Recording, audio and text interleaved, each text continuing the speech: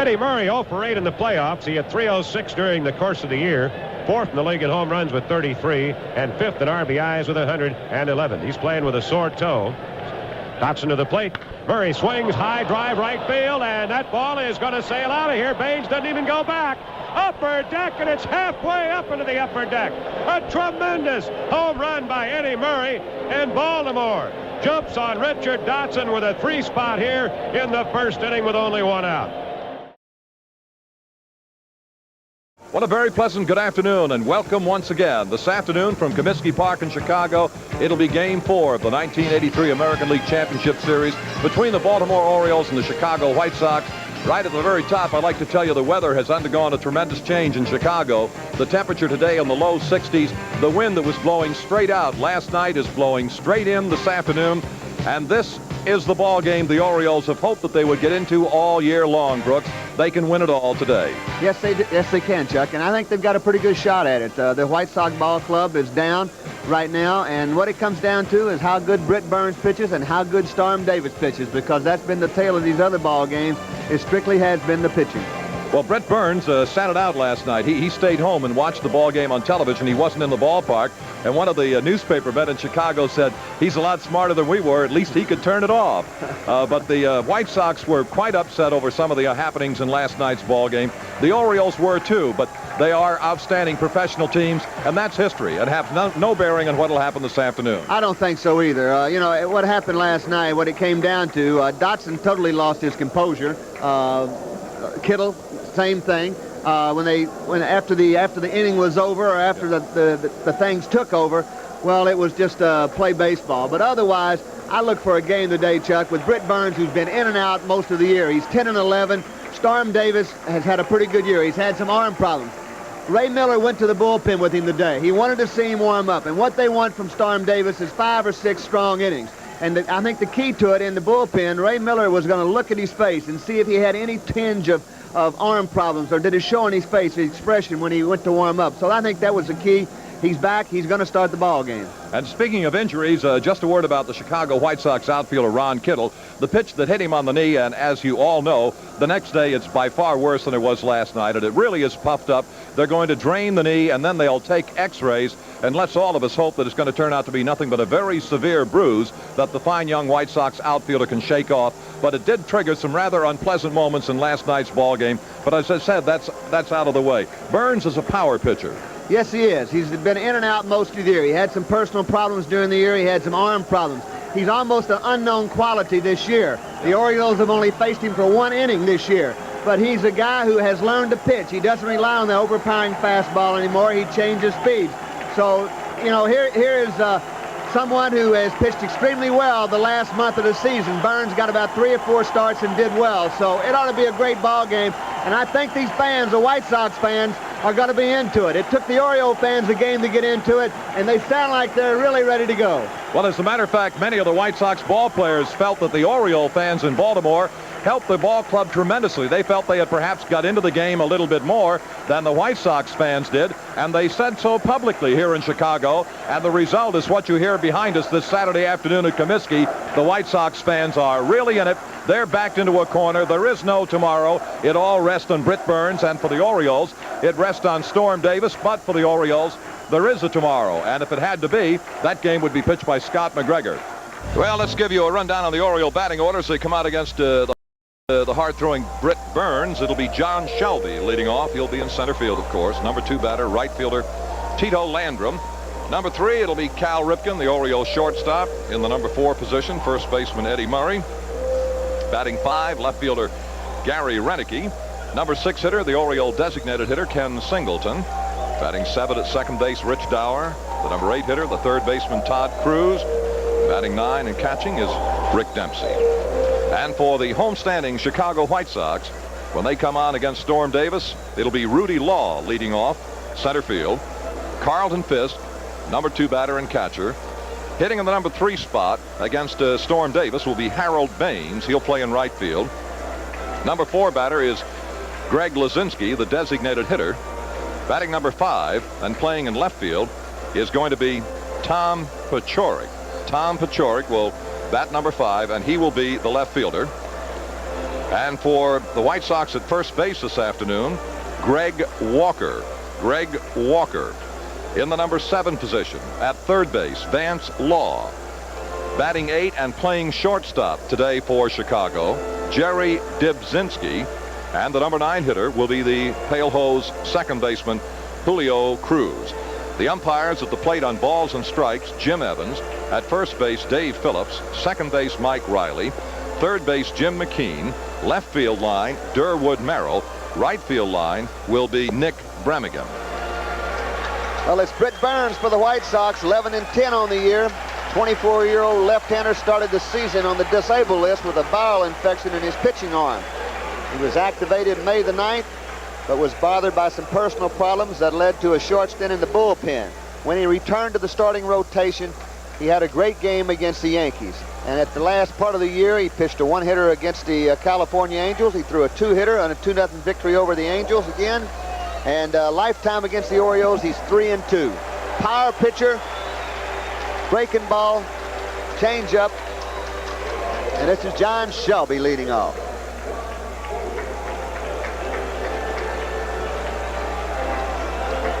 And the first pitch from Britt Burns is a ball 1, and here we go in game 4. Burns, as Brooks mentioned, has not had a decision against the Orioles this year. He won 2 against Baltimore last year without a defeat. Career-wise against Baltimore, Burns has won 3 and lost 2. And he's behind the hitter 2 balls and no strikes. John Shelby has had 1 hit in 4 trips in the 3 games to date. Crowd kind of late arriving. Number 1, they didn't have a heck of a lot of sleep last night, and when you have championship games and big crowds, the traffic buildup around the ballpark here is just as it is back in Baltimore. And that will make the count 3 balls and 2 strikes. You'll see a picture of Ron Kittle. This is the day after the introductions. He has to have some crutches to get around on, and took a fastball right on the kneecap. Ooh, boy, that's a miserable foul ball. This ballpark, 341 feet right down the left field line, 374 in left center, right center, 401 to dead center, and they have a swirling wind. I look around at the flags, and every set of them are blowing in different directions. Yeah. 2 balls, 2 strikes. I think I said 3-2. 2-2 the count to Shelby. Now it's 3-2 up on the board. I thought it was, and they just changed the count. Okay. Now here comes your third baseman. He's got to hurry that throw. No way. Yes, sir. John Law had a Shelby. little trouble getting rid of the ball, Brooks, and Shelby's speed allows him the infield hit. Law playing very deep on John Shelby. The ball is hit. Here you'll see him. The ball over the third base bag. Law's got it. Now he takes a little crow hop, throws for Shelby, beats it out for a base hit. That'll bring out Tito Landrum. Now Landrum has been to the plate 5 times in the series without a base hit. Burns, a very average move to first base. Does not get off the mound that great. Shelby has stolen 1 base in the playoff series, and during the regular season he stole 15. Chuck, looking back last night on that ball game, it surprised me and just about everybody in this ballpark that the White Sox did not try to make Flanagan get off the mound. Right. The only time that he did get off the mound, he was a little slow getting over on a ball that Vance Law hit and was not able to make the play. But it just does not make much sense to me. It's not that they didn't know about it. I mean, here's a guy who's got a brace on his knee and has some problems getting off the mound, but the White Sox did not exploit it. Well, we wondered whether or not they were going to bunt, and Landrum certainly gave indication of the bunt, taking strike 1. I don't think it's a bad little play. Get him over right now. Anytime you can get out in front, you get there, and if you can do it in the first inning, it is most helpful, and they're trying to. Some people say that bunting is playing for 1 run, but I mean, you got Ripken, you got Murray, the best 1-2 punch in baseball, coming up behind you. I'd like to see a run at second base. well, he pulled the bat back this time, and that'll even the count at 1 ball and 1 strike. And they've been just the bunting game is on right now. Let's see whether it's still on. And they look like they're staying with a bunt on every pitch that's come to the plate. On the count now, 2 balls, 1 strike. Bounded right back to Burns. They get him at second base without any trouble. The bunt was just a very poor bunt. Landrum bunted it not only too hard, but he bunted it right back at the mound. And Shelby is forced. Anyway, a little bit to the first base side or a bit to the third base side, and well, that's where he was going. He was going towards first base, but it bounced right back to Burns, who made a nice, easy throw to second base and plenty of time to get Shelby. Here now, Cal Ripken. And Ripken having another outstanding series. He's had so many of them this year. Hitting .417. 12 trips to the plate with 5 hits. 2 doubles and a run batted in.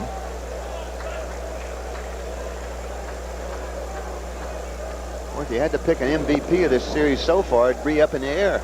I'll tell you, it'd be kind of tough to pick, wouldn't it? Sure would. The MVP is going to make his presence known today or tomorrow. And the winner will get a new automobile.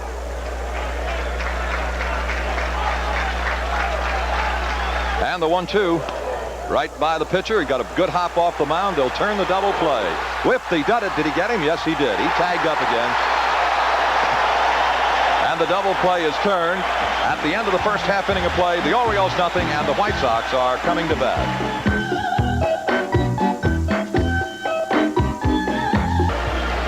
Well, Storm Davis on the mound, and we've been telling you a little bit about the weather conditions. Kind of cool and windy.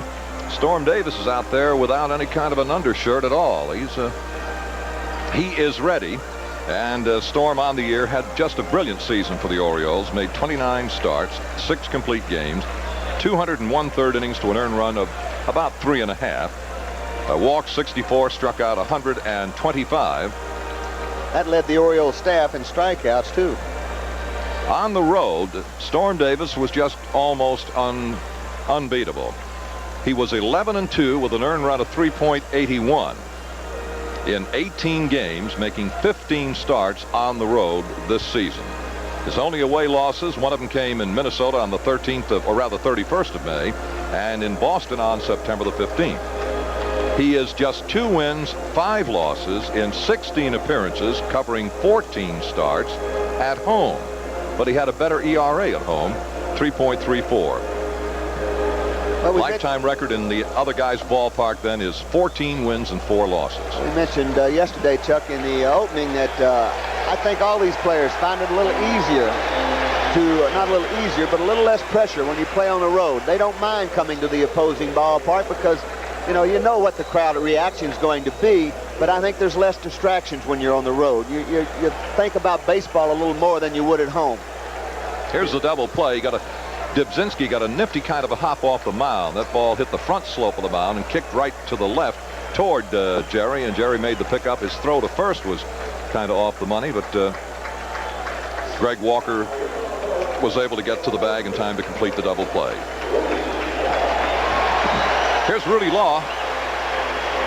Well, the scouting report on Rudy Law before this series started was keep him off base if you didn't want trouble. Well, the fact is that he's been on base just about every time in this series, and it really hasn't hurt us as much as I thought it was going to be. He's 7 for 13, Brooks, and that's a whale of a series. Oh, 77 bases this year. And there was a lot of talk even before this series started that they might try to get a little more right-handed punch in the lineup when you had a left-hander, but they decided to go with the defense and Rudy Law, and it was the best thing that happened to him. 2-0 now to Rudy.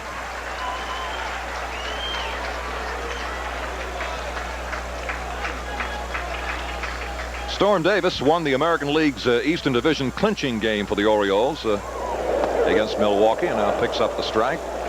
And he'd love to repeat that happening this afternoon. Clincher came September the 25th at Milwaukee. And that was the first outing for Storm in some 10 days. 2-1 pitch to Law. Tough play, but Dower knocks it down and then makes the throw in time to get Rudy. Well, if you would have seen the plays that the Orioles made last night, you can appreciate it. Dower made just an outstanding play right at that particular time. He knocks this line drive down, smothers it, keeps it in front of him, and is able to throw the speedy Law out at first base. Tell you, Law hit the ball last night, hit it as hard as you can hit it, and Dower turned it into a double play. Well, here's Carlton Fisk. And on the playoff series, he's hitting .167, been up 12 times with 2 base hits.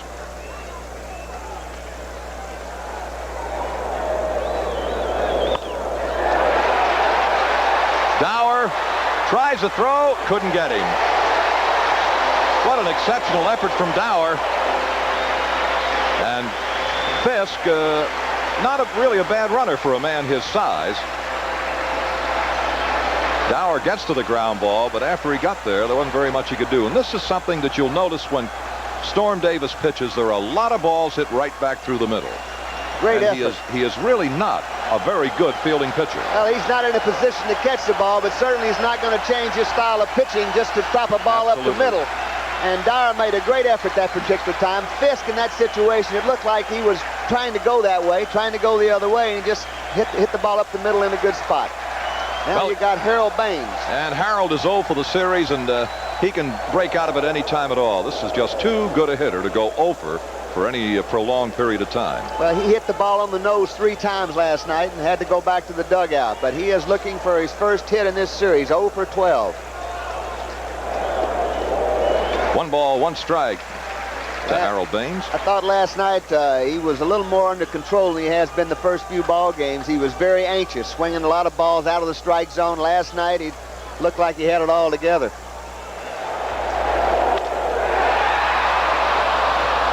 They may get him. Well, that's just not good play. That's exactly right. They did get him. They did get him, and as I said, there's no way he should be double off on that ball. Well, that's another mistake. The little things that beat you at the end of 1 inning. Baltimore nothing, Chicago nothing.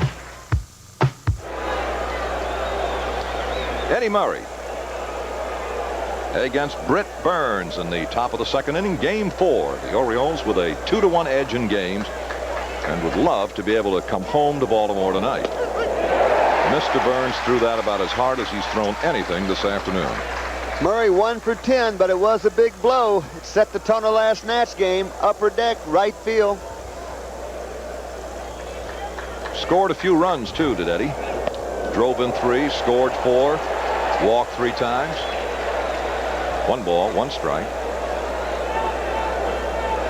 Here are the slugging percentage leaders: Brett, Rice, Murray, and Fisk. And the 1-1 to Eddie. The left fielder won't get to it. Murray has another postseason base hit. That'll bring out Gary Renicky. And to say that Renicky has had a good playoff series would be an understatement. He's hitting absolutely 1,000. Been to the plate 2 times with 2 base hits. 4 runs. He has a double. He has a home run. He has 3 runs knocked in. This looks like a breaking ball that Murray hits here. Slider something down, but he's on it. Drills it to left field. And you're right about Gary Renicky. Even during the season, he had 4 home runs and 12 RBIs against the White Sox, which was a big gun against them. And the count now 2-0. Now, this is not the position you like to get yourself in against Renicky. This is the same situation that when he hit the home run, he had 2 balls, no strikes. Bannister left a fastball, or he said it was a breaking pitch. Well, to me, it looked like a fastball the other night, out over the plate and up a little.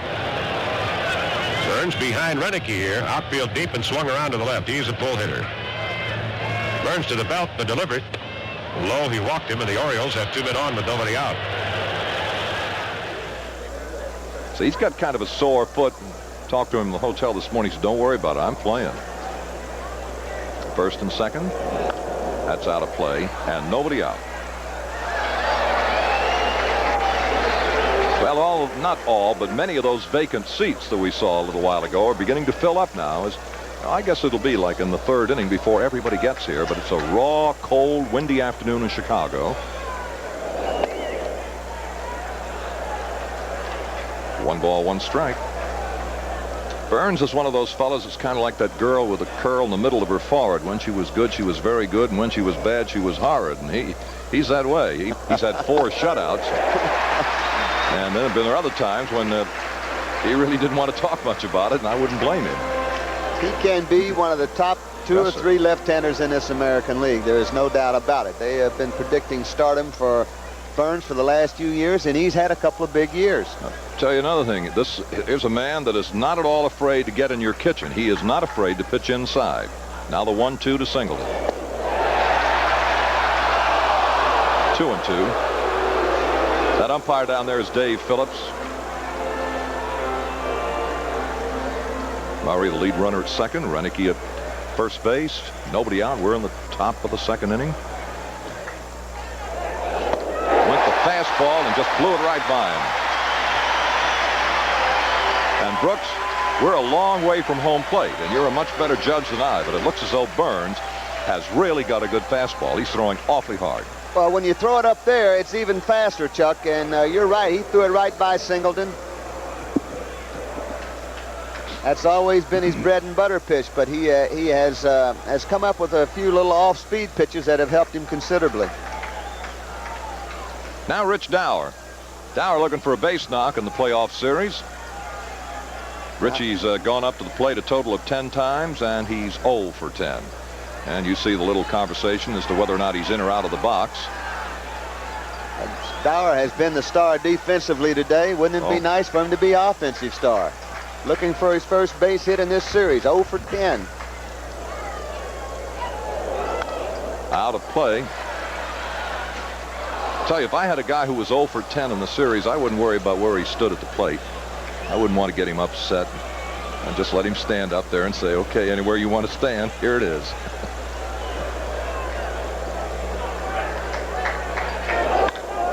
Left fielder waiting out there is Pachorik, and that will be the second out of the inning. Richie right on it. Line drive. Pachorik had him played just right. Coming in now will be Todd Cruz, and Todd's been up 11 times. He's had 2 base hits. This is the Dower swing and the line drive to left fielder Pachorik, who really didn't have to move much at all. And the Orioles had a base runner in the first inning, couldn't move him along. They've had 2 of them on with nobody out here in the second inning and haven't been able to move them. And here's Todd Cruz. And the shortstop Dybzinski, and that's the force of Renicky for the final out at the end of an inning and a half. Baltimore nothing and Chicago nothing.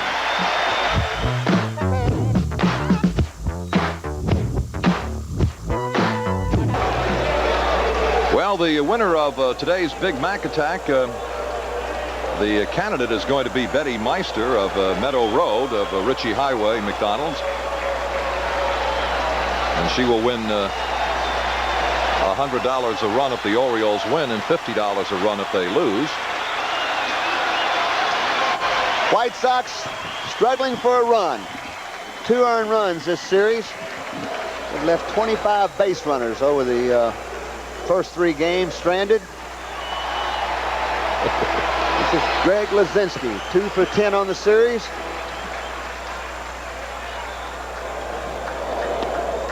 And a ball 1 to the big strong fella, and he is that.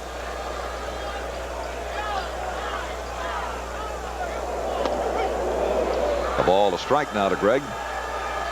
If the White Sox were to get in the World Series, what do they do with this fella? Play him at first base? Yeah, they tried him late in the season at first base. His wife's afraid of him playing first base, though. She thinks he's going to get hurt over there. Tell you one thing he did, though, he wore his helmet out to play first base. So did he really? Yeah, he had to play first base with his helmet on. He's a lot smarter than you give him credit for being. Now the 2-1. 2-2. Someone asked Singleton, how do you think Lazinski would play first base? And he said, well, he didn't get the nickname Bull for anything. Now the 2-2. Breaking ball, strike 3. He got the curve over, and Lazinski, without comment, is headed for the dugout. That's the first strikeout of the afternoon for Storm Davis, and the batter now, the good swinging Tom Pachorik. He's just hit well against the Orioles all year. And here's the curveball, or the breaking ball, that gets the Bull for, look at that pitch, Brooks. There's just not much you can do. If you're a hitter, you think it's going to be a ball. Then when you see it's a strike, you start to react, and it's too late. It just kind of paralyzes you. And this is Tom Pachorik, and I like to see guys like Pachorik do well in the big leagues. He's had a up and down career. Started out with the Dodgers originally. Traded. Atlanta gave him his release. He went to Seattle, played better, and he's having a banner year the last few years here in Chicago. Baltimore Colts drafted this fella too.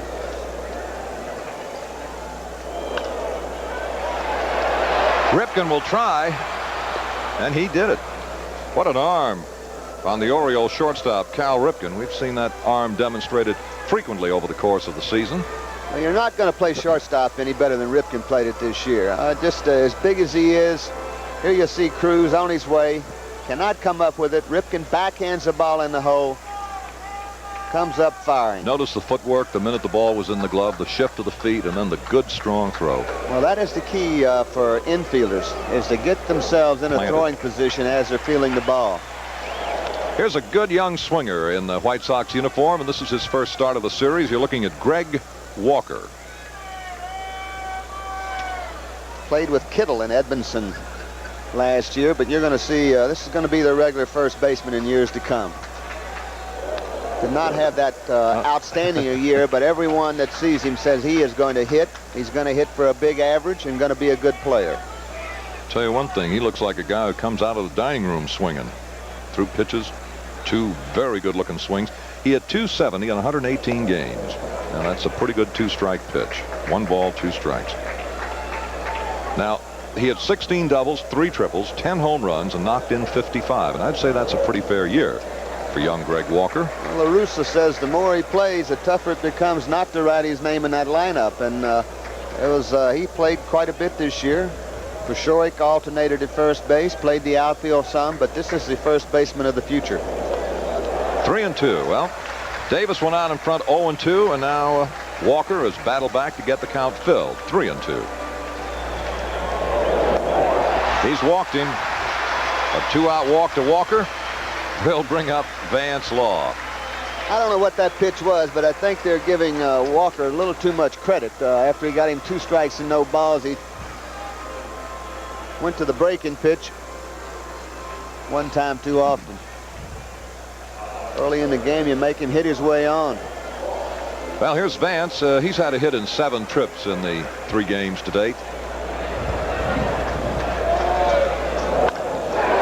Good bounce to Ripken this time. There's the force at second base, and that is the final out of the inning. At the end of 2 innings of play in Chicago, Game 4, Orioles nothing, White Sox nothing.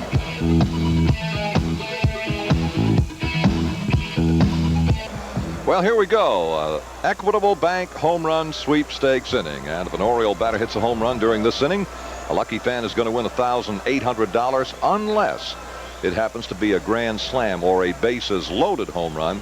And then the money goes from $1,800 to $1 million. And I guess it would be perfectly all right to express a desire on behalf of Brooks Robinson and yours truly that this is the last Equitable Bank home run derby of the year.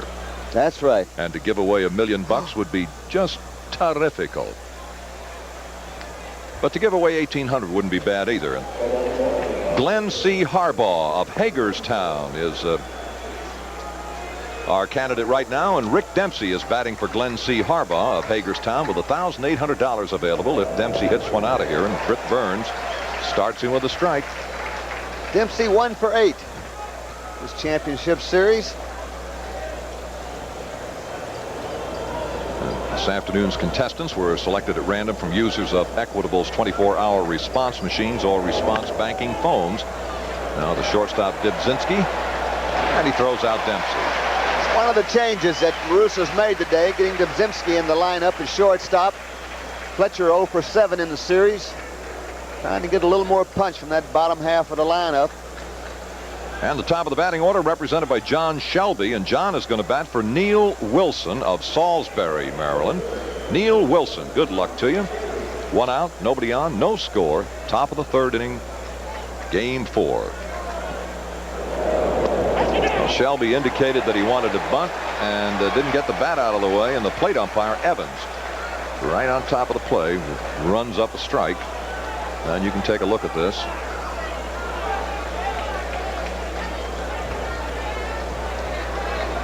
Another look at it again. It's a close call. Well, some of them go for you, some again you. Shelby beat out a base hit to third base the first time up. Orioles 2 hits in this ball game. Eddie Murray line shot to left field for the other hit. It's a look at the oldest park in the American League. 73 years old. Hasn't changed much.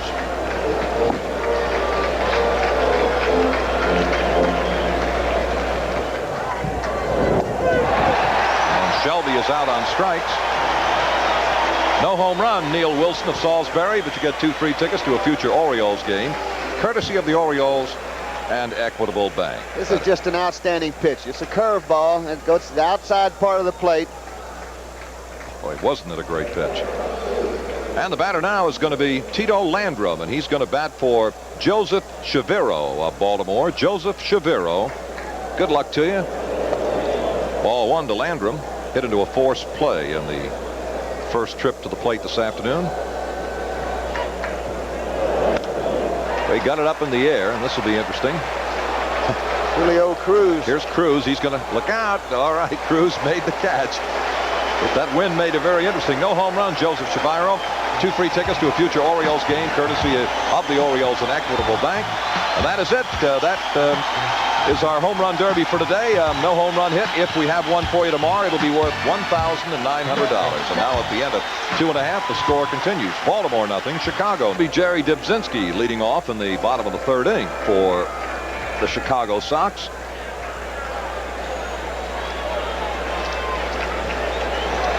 Jerry came to Chicago from the Cleveland Indians and has added a little stability to that infield. Alternated with Fletcher most of the year. Finally, they settled in with Fletcher, and Jerry has been in and out of the lineup. He came over from the Indians and exchanged infielder Pat Tabler. Went the other way. Okay, Tabler started the spring with the White Sox and had a good spring, and very surprising that they didn't try him at 3rd base, but they felt like defensively he might be lacking some. Well, Ripken's throw, he kind of gave it a sidearm flip, and it just was sinking, and Murray did a darn good job to pull it out of the dirt.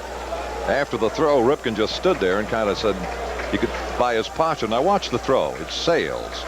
He cut it. Oh, what a heck of a play Murray made. Huh? Well, he sure did. He saved him last night on a double play ball, too. He had to stretch out, short hop a ball. Well, Rip would like to, you know, he would like to be able to just take the time to get right up on top of every throw. And every once in a while, you don't think you have that much time, and you hurry it, and that's what can happen to you. Julio Cruz.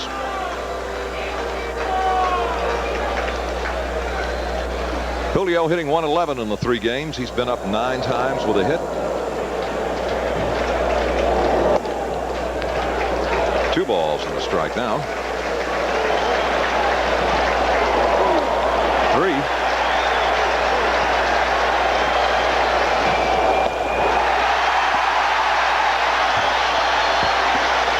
All right, now we're going to pause 5 seconds for station identification on this, the Orioles 83 Baseball Network.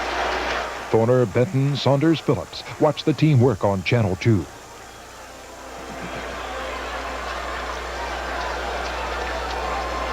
Well, this is a perfect situation for Rudy Law, and it's a perfect situation for the White Sox to get something started. The way they've been swinging the bats and scoring runs, you've got to make something happen if you're a manager.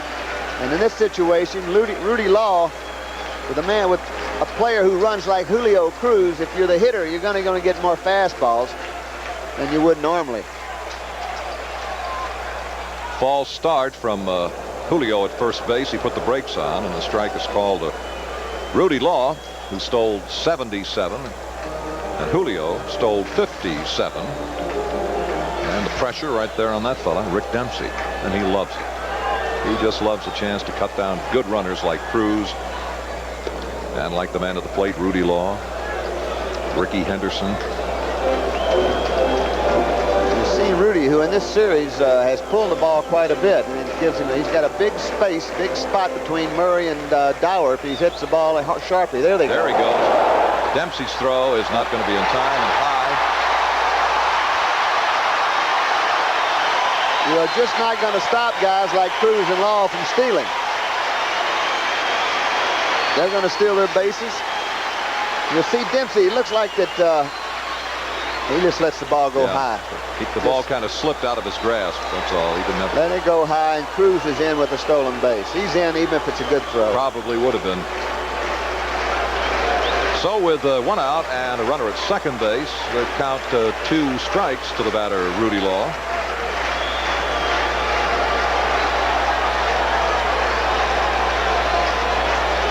One away.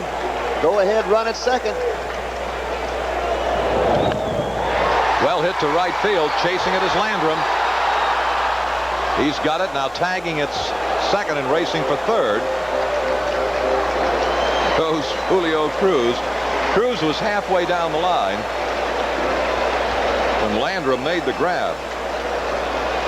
Well, Rudy Law hit that ball about as far as he can hit it to right field. Tito, they were playing him, bunching him in right center field. Tito had to go a long way to bring it down. Cruz had time to go back, tag up. Now you got to go ahead, run at third. Fisk is up, base hit the last time. Here you'll see Landrum back, makes the play. That's about as far away from the infield as you can get out there, where Landrum made his throw. Cruz had absolutely no difficulty in getting to third. Now here's Carlton Fisk. I don't know where that pitch was, but it looked awfully good. Yes, it did. I can tell you one thing, Chuck. Rudy Law is a better player than I thought he was. I'm gaining a little more respect for him every time he comes up, because he has been on just about everything that the Orioles have thrown him. That was a curveball he hit off of Davis, and he hit it right on the nose. And the 1-0 pitch to Fisk. 1-1 now. Well, the wind is going to drive this around. Eddie Murray should make the play on the first base side, and he does for the final out at the end of 3. Baltimore nothing, Chicago nothing.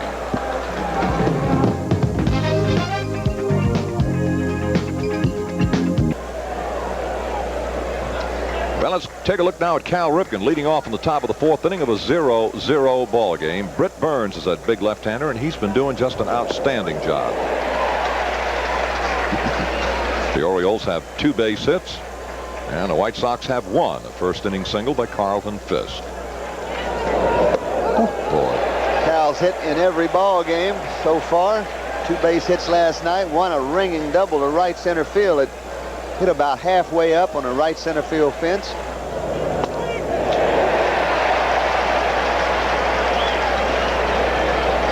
As I mentioned earlier, the left-hander you're watching is not at all hesitant about coming inside. He will bring it in there.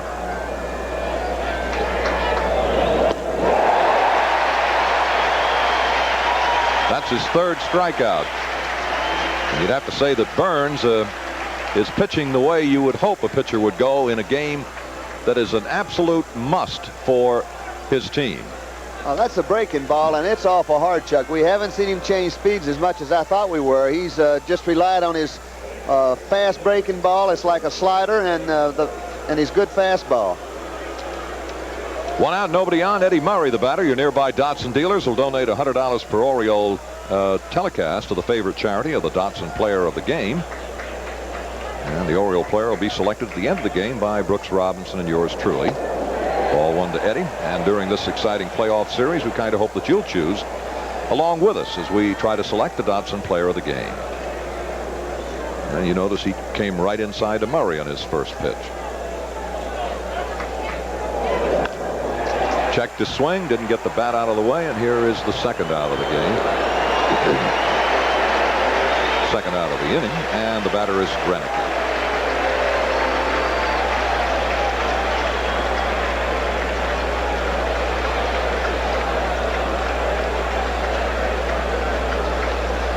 Sox 1 hit, Orioles 2 hits.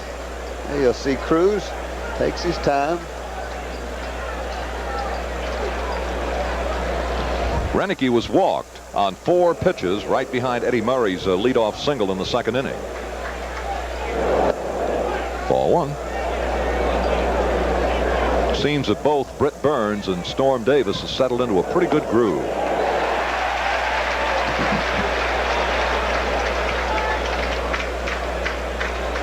This almost reminds me of the '66 World Series in a way, Chuck. Although the Orioles won 4 in a row, they had the lowest team batting average ever in a World Series for a winning team, and the Dodgers had the lowest team batting average ever for a losing team. And right now, both these ball clubs are below 200. And the 1-2 pitch on the way to Gary Renicky from Britt Burns, and he's really throwing good. He looks like every now and then he almost turns the ball over a little bit. That might be kind of a change-up for Britt. Not really I don't know. It looks a little bit like a screwball, but now the 2-2 pitch. 3-2.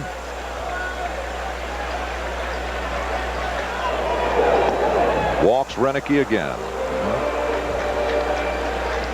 That's his second walk. Both times it's been Renicky, and the batter now is going to be Ken Singleton. Last time he worked to Singleton, he just powered the fastball right by him. Tony La Russa having a chat with someone on the bench, and I think that's the way you got to pitch a Singleton, especially right-handed. I think you just throw as hard as you can most of the time. Singleton, in talking to him, he had a lot of fastballs for base hits off of this Chicago White Sox staff. And he felt like going into this series here, he was going to see a lot of breaking balls. The first few games he did. And when you start throwing him off speed stuff, breaking balls, you're going right to what he wants you to do. Here's Dybzinski's throw to first, and that takes care of Singleton for the final out. At the end of 3.5 in game 4, the Orioles nothing, the White Sox nothing.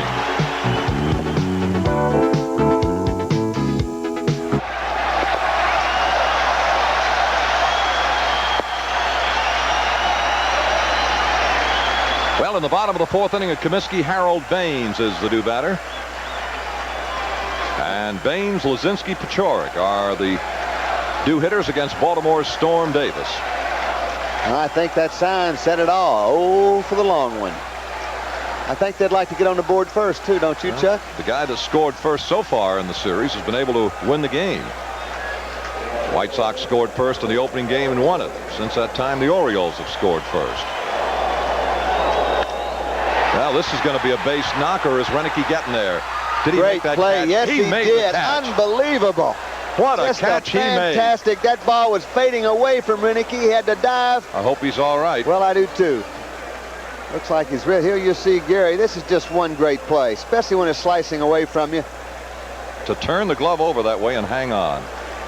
And the umpire, Durwood Merrill, was, like 10 yards away from him when he made the call, and no doubt about it. And Harold Baines has to be one. I mean, that's the last 5 times up, Chuck. He has hit the ball right on the nose, and they have been stellar plays to get him. Well, the first time up, he ripped a line drive into a double play in the first inning, and now another line drive, and Renicky makes just a brilliant defensive play, and the batter is Lazinski, and the curveball is outside. Ball one.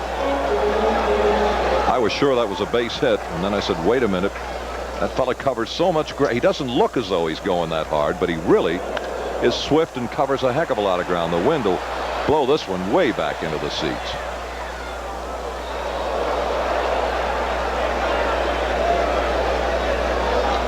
A ball to strike to the bull. Well, I don't know whether Dempsey will have a play. Yes, he will. The wind's driving it around. Look out. Dempsey was really upset. He said, well, let me tell you something. He said, Chuck, he said, the first one, he said, I butchered. He said, man, that was a terrible play. He said, but the other one, the warning track on the third base side slopes very sharply toward the box seat railing, and you're kind of going downhill. He said, and I knew I was in trouble. He said, and then when I put the brakes on and they didn't hold, it was all over. But the wind, as you said, Chris Everett gets out there with a tennis racket and knocks it back. That's a pretty good way to, if it gets above the roof, could be very interesting. Here is Pachorik. All the curveball. Pitchers battle through the first 3 innings. This afternoon in game 4 in Chicago, Britt Burns and Storm Davis. Now let's see what the wind will do to this. Everybody trying for it. Murray is trying to stay with it. It's into the seats. My goodness, that ball blew in there. It did look like somebody hit it with a tennis racket. It was, seemingly in play, and then all of a sudden, like it hit the side of a house, it just caromed off and went into the seats. Here, now watch Eddie Murray. Now he figures, whoops, wait a minute. Look, he's turning around. So whatever. Can you believe that? What am I doing over here when that ball's 20 rows back on the seats? Palmer just kind of loosening up out in the Oriole bullpen.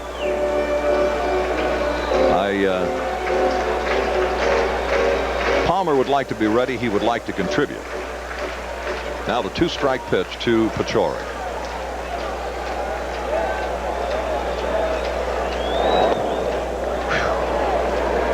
Good pitch. Pachorik has given the Orioles a lot of trouble over the years. over this year especially. He hit in 25 of his last 27 games this season. Tough guy to strike out, sprays the ball around. Got a pretty good idea of what he wants to do. There's a good shot of Palmer. Might be an indication that in talking to Ray Miller, we just said we're hoping that's a... Little check swing into left field. Renicky can't get there. One of those excuse me base hits, and they are just as valuable as the line drives. Tom tried to check the bat. Couldn't get it out of the way. A 2-out single by Paciorek brings up Greg Walker, and against Storm Davis with 2 out and nobody on in the second inning, he got a free ticket. Davis walking. And our partner said maybe they're giving this fellow a little too much credit. Come after him, challenge him a little more. Well, let's see if they've changed their mind somewhat now with a man on base.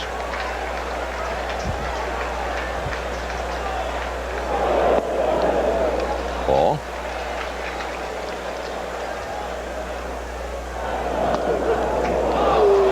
Right where Dempsey wanted it. You saw him put down one finger, then point to the outside. That meant fastball away, and he got it right where he held his glove.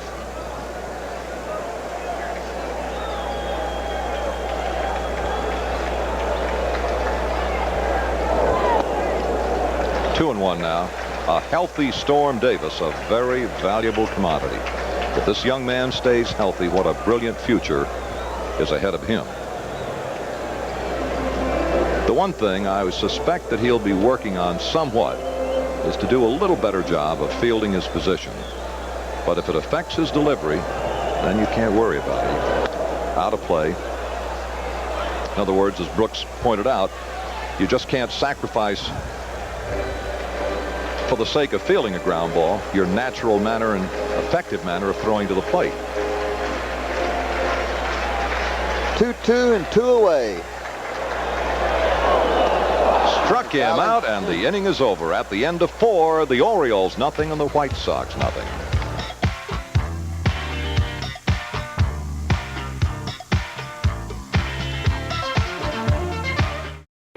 Harold Baines will lead it off.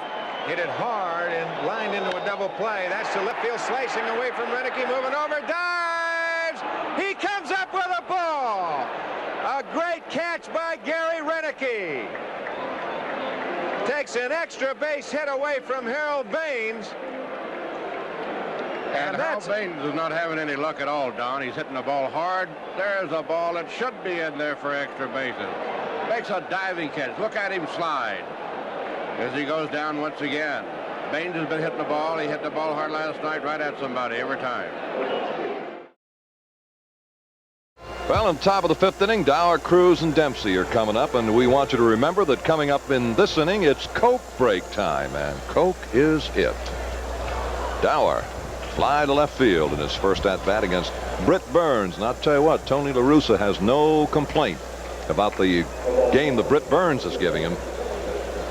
Pitching a 2-hitter, another shutout, and the same thing is true of Storm Davis. Pitching has been the name of the game in the early going. Oh, good play by Law, and that takes care of Dower. Very good play by the White Sox third baseman Vance Law. Ball took one of those peculiar hops down there. He stayed with it and made the play. Well, he does. Here you'll see it smashed right on the ground. Gets his glove down, stays with it. Makes a good throw to first base. 1 up and 1 down, and the batter now is going to be Todd Cruz. Hard throwing southpaw Britt Burns. 13-5 last year against the American League. A Major League lifetime career is 48-37. The Orioles on the season against left-handed twirlers, 125. They lost 19. White Sox 37 wins against left-handed pitching, 19 losses.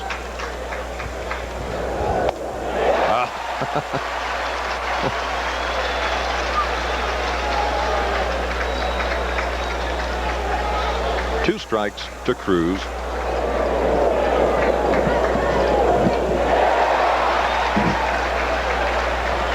And that's the 4th strikeout. To bring up Rick Dempsey. Dempsey in his only at-bat in the 3rd inning was out on a bouncer to the shortstop. That pitch looked like it might have been a bit out of the strike zone. Matter of fact, looked like it bounced in front of the plate. It did. It really looked that way. And now Dempsey.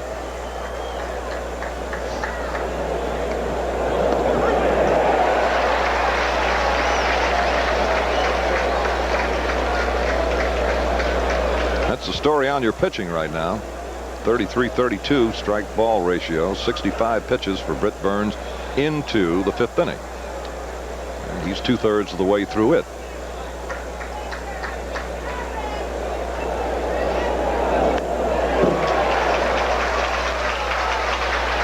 Head of Dempsey, 2 strikes.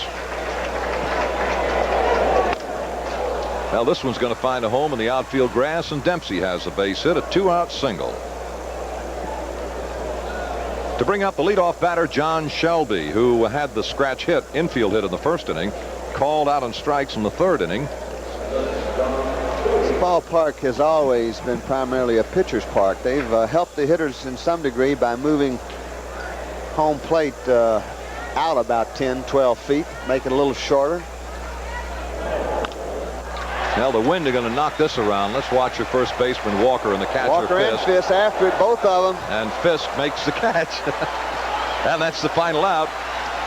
Now at the end of 4.5 innings of play, it's Chicago nothing, Baltimore nothing. And now, fans, let us take a Coke break.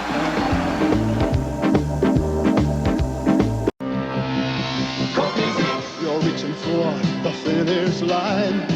You dig down deep, decide to find. You've really gotta want it. The strength that you need, the will to succeed. This is it. It's for him and for you. For you. Hey, I'm proud of you. Really proud. A Coke. The famous taste in China. Great race. Who's your coach? My dad. Well, in the bottom of the 5th inning at Comiskey Park here in Game 4, Storm Davis now will have to take on the bottom end of the batting order. Vance Law, Jerry Dibzinski, and Julio Cruz. Law hit into a forced play to end the 2nd inning. Dibzinski was out on a bouncer to Ripken at short. Cruz walked and stole a base the last time he batted in the 3rd inning. Davis moving right along. This is the bottom of the 5th. Palmer still warming up in the bullpen.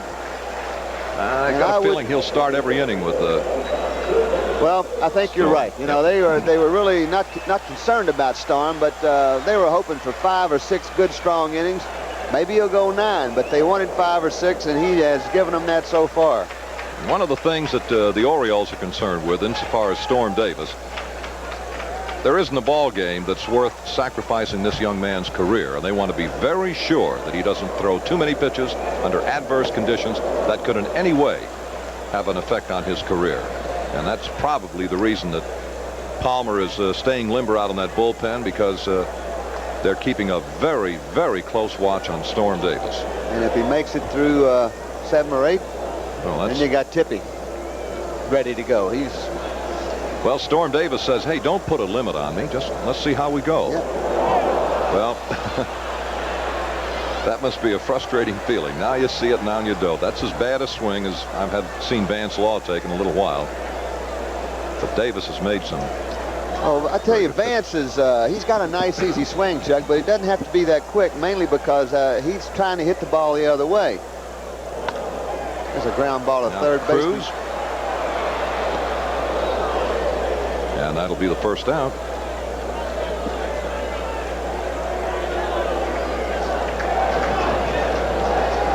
And the batter will be Jerry Dibzinski.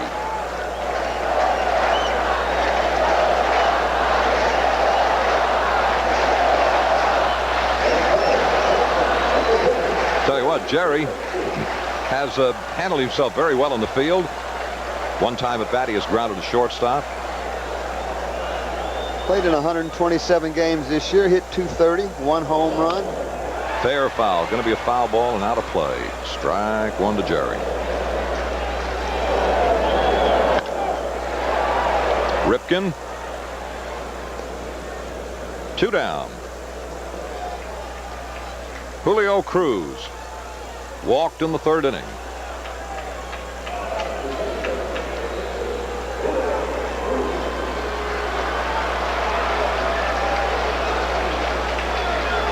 Squinting, there's just a little bit of a glare out there on the field this afternoon.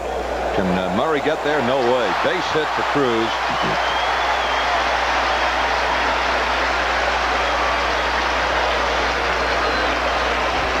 Now that'll bring up leadoff hitter Rudy Law. Murray was the only one who had a chance for that ball. Dower playing up the middle at second base. He played Cruz around towards left field. He just pulled this ball in the hole. And I'm sure that Rudy Law is going to be giving Julio Cruz a chance to steal a base early in the count. Stole one the last time. There he goes. There he goes. Is that wild pitch. That's a wild pitch. Yep. But he will not have a chance to go to third. He expected the throw, anticipating it, and went into the slide at second base. This ball was up and in, almost over Rudy's head. To the backstop. Cruz diving into second base.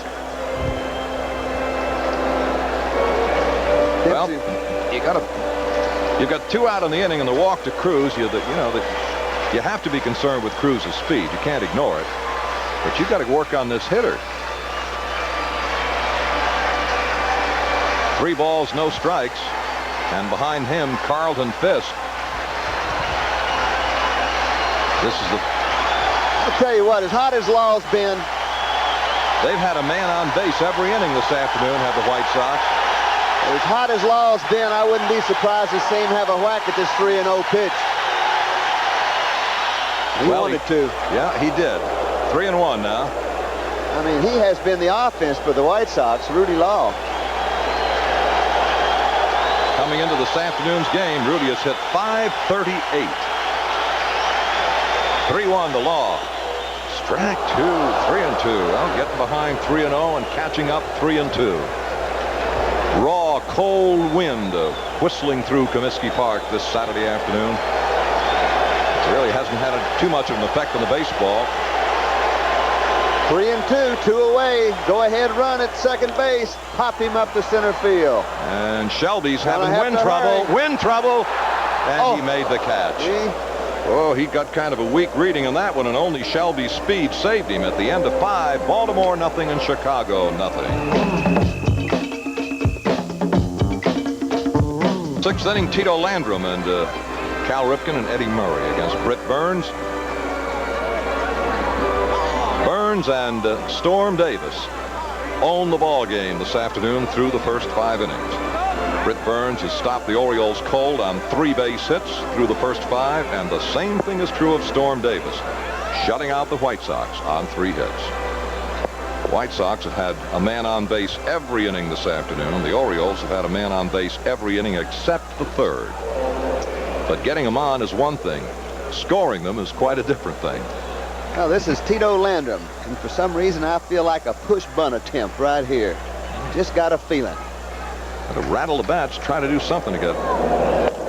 Burns really has been throwing very well, giving his club the kind of an effort they hope that he could give them today.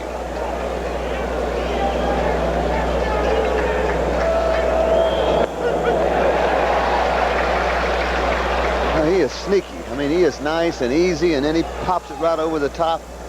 He gets there up on you and up on you in a hurry. Haven't seen the radar gun today, but he's throwing it pretty hard up there.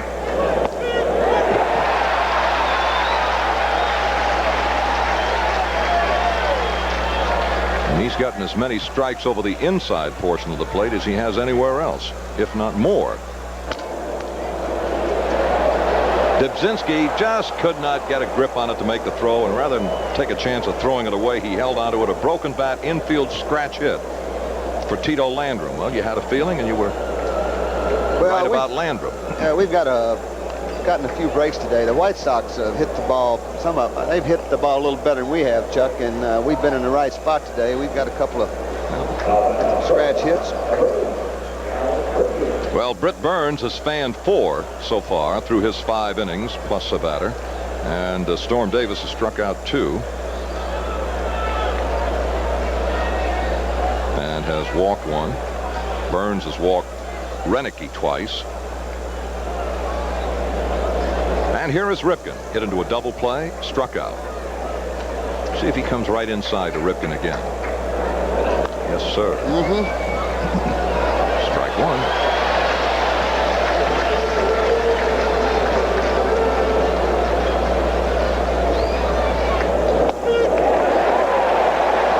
Overhand breaking ball. 2-strike pitch to Ripken. And he came right inside again. Just moved him off the plate. And that's all part of pitching. That's the name of the game. And every once in a while when you do that, a pitch will get away from you and you'll hit somebody. Well, the hitters know it, you know.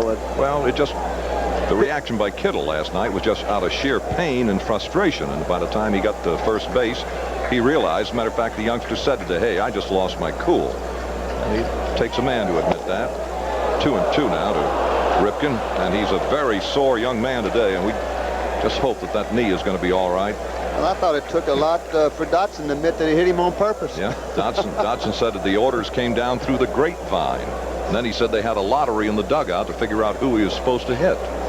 Well, he totally lost his composure. If you're going to hit a guy in a playoff like this, you just don't do that. You file it, put it in your file, and that's right. Do it next year. But it really took them right out of the ball game when he hit Ripken after 2 away. Then he threw inside to Murray, started another little ruckus, and then he threw the next 3 balls. They're nowhere close.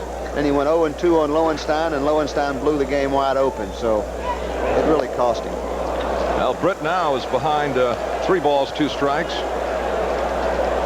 Well, he's not really behind, is he?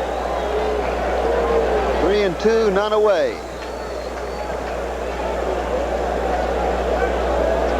Carlton Fisk, who has meant quite a little bit to this Chicago pitching staff. And he came under the gun in the first half of the year. People were critical of the way he was handling the pitching staff. They didn't say anything when they went 42-5 in the second half of the year. Look out, Landrum, safe. Boy, it looked like Burns had him. With a better move to first base, he'd have had him. Well, we know what he's going to do now. He's going to be going, but he did catch him leaning, and only the quick reflexes of Landrum got him back to first base in time. Here you see Tito. He's on his way right now. Uh-oh, I'm in trouble, but he dives back under the throw. 3-2 to Ripken. There he goes. Ball 4. Ball 4. Walk number 3 issued by Britt Burns. I'll tell you, Brooks, we're a long way from the plate. Boy, that looked like a good pitch. Well, I tell you what, Fisk and Burns thought it was, Ripken landed him on the way. Ripken took it like it was ball 4 all the way, but I have a hunch it was a little closer than everybody anticipated. You don't see Fisk putting up much of a squawk, but he did. Here's the pitch right here. Look. This is a breaking ball. Well, that was pretty close, but I can see that it might have been a little bit outside, but when the count's 3-2, scary. Now the Orioles with nobody out and runners at first and second base and Eddie Murray. Without a doubt, the best opportunity they've had so far this afternoon. Strike 1. He knows where Burns wants to bring this ball to. He knows he's trying to get inside. A ball to strike to Eddie.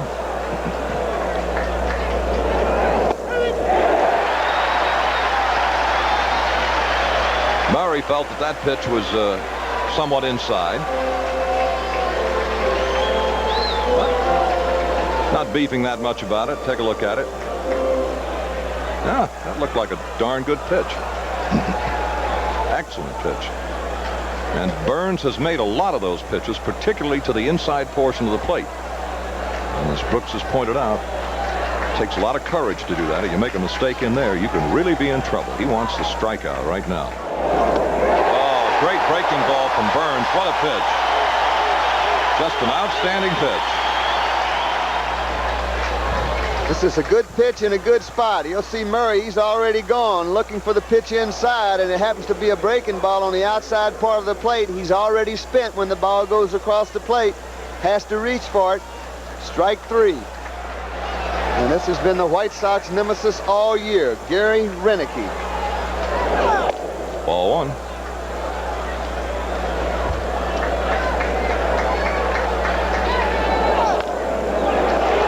Well, they're going to try for 2. That's 1. Yep, they got the double play, and what a job by Britt Burns. And what a big plus this must be for Chicago at the end of 5½. Orioles nothing, Chicago nothing. Well, credit where credit is due to Britt Burns for just an outstanding job of pitching. The leadoff scratch hit by Landrum, a follow-up walk to Ripken, and the Orioles had a shot at doing something to Britt Burns. He got the big man Murray via the strikeout route, and then the double play that ended the inning right here. Well, what he's doing so well is he is moving the ball not so much up and down, but in and out. And that time he jams Renicky. I did not think they were going to get a double play on that ball, but it sure turned out to be one. And here goes Carlton Fisk leading off the bottom of the 6th inning. 0-0. Carlton had an infield hit in the 1st inning. Got a ball right by pitcher Storm Davis, and Dower made a diving effort behind the bag at second and even tried to throw him out, but couldn't get it there. Then in the 3rd inning, Fisk popped up to first baseman Eddie Murray. And you get the feeling the longer this game goes that one swing of the bat is going to decide the fate of this whole ball game. Now here's Dempsey back to the screen. The wind's probably going to drive it out of play, and it does. I think it came right through the screen. Strike 1.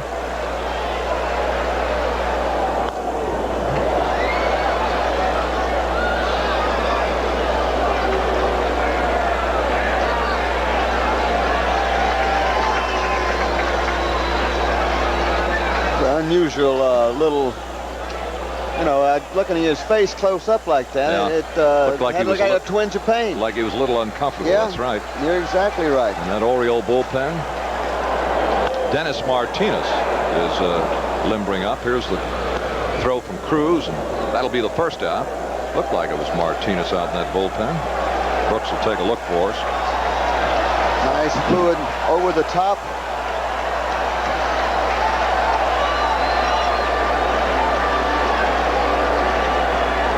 That's who it is. Now's Harold Baines. Speaking of fellas who can end a ball game with one swing of the bat, here's Baines. Ball 1. Got to be wondering what you have to do to get a hit.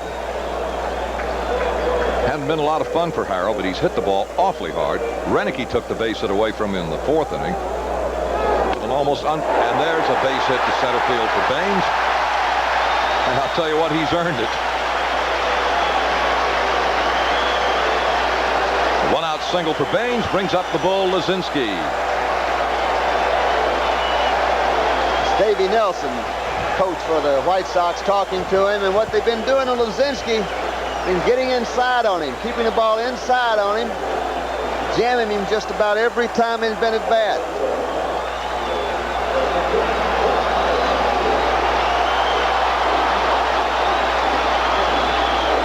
Tell you what he's done too. He's moved back in the box. He's moved away from the plate even more, realizing that's what they've been trying to do. It's about 4 or 5 inches off of the plate, more than he has been in this particular ball game. It's Dennis Martinez in the Oriole bullpen. Palmer had been up there for a couple of innings. Right there. 1 ball, 1 strike. This, I don't know whether it'd be in play or not, but the wind gets finished with it. Don't be close. Dempsey had the play and made it.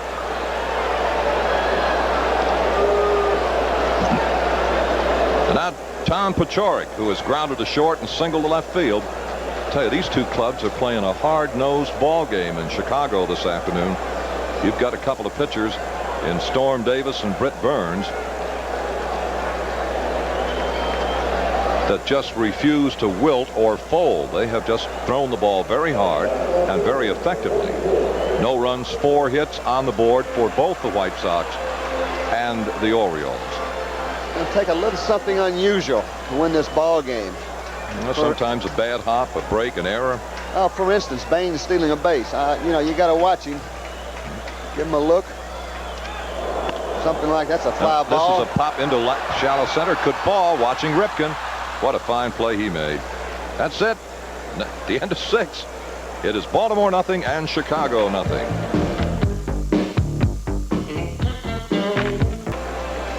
Well, in one tough ball game, Game 4 of the 1983 American League Championship Series, the Orioles and the White Sox scoreless after 6 innings. In the 7th inning, Singleton, Dower, Todd Cruz are due against left-hander Britt Burns. And it's a cold, raw, windy afternoon in Chicago. Normally not the kind of an afternoon that you would associate with good pitching. But I'll tell you what, it's been nothing but outstanding pitching. And here's Singleton. Singy has struck out and bounced to short. That pitch didn't quite work the way Burns and Fisk wanted it to. 2 balls, no strikes.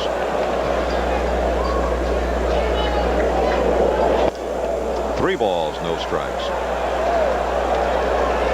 Vance Law is guarding third base.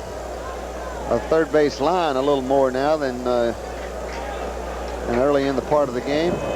Ball 4 and not even close. That's the 4th walk.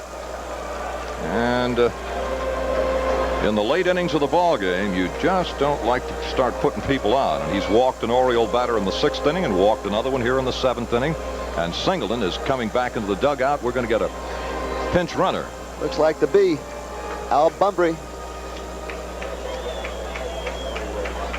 Bumbry is running for Singleton. And this is where it becomes key to get someone at second base. With 1 away.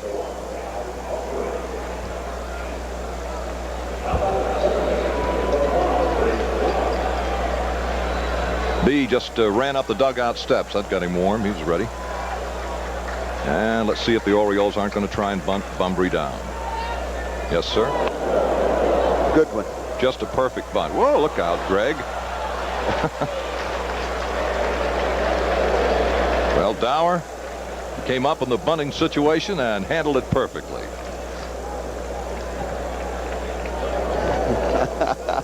Oh, we got a little inside joke going up here, but I want to tell you, nice going.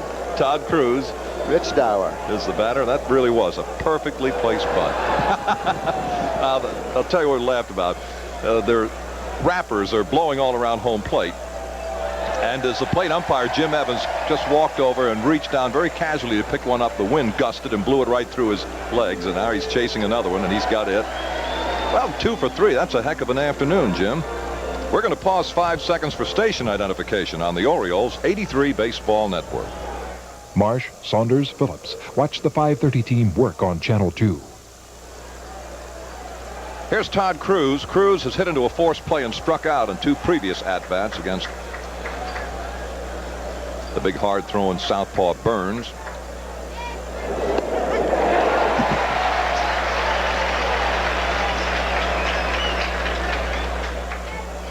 Cruz 2 for 11 in this series. That's a foul ball.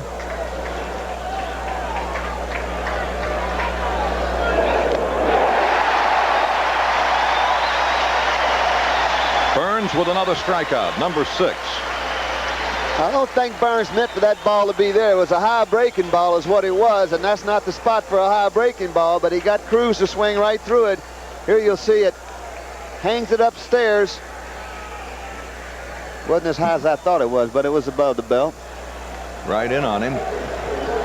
And Cruz had no chance to get the arms extended. And here's Rick Dempsey.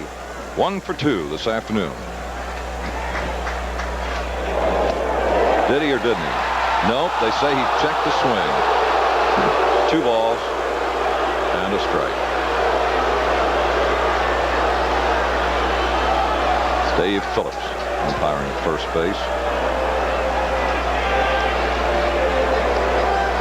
Here's a look at the check swing.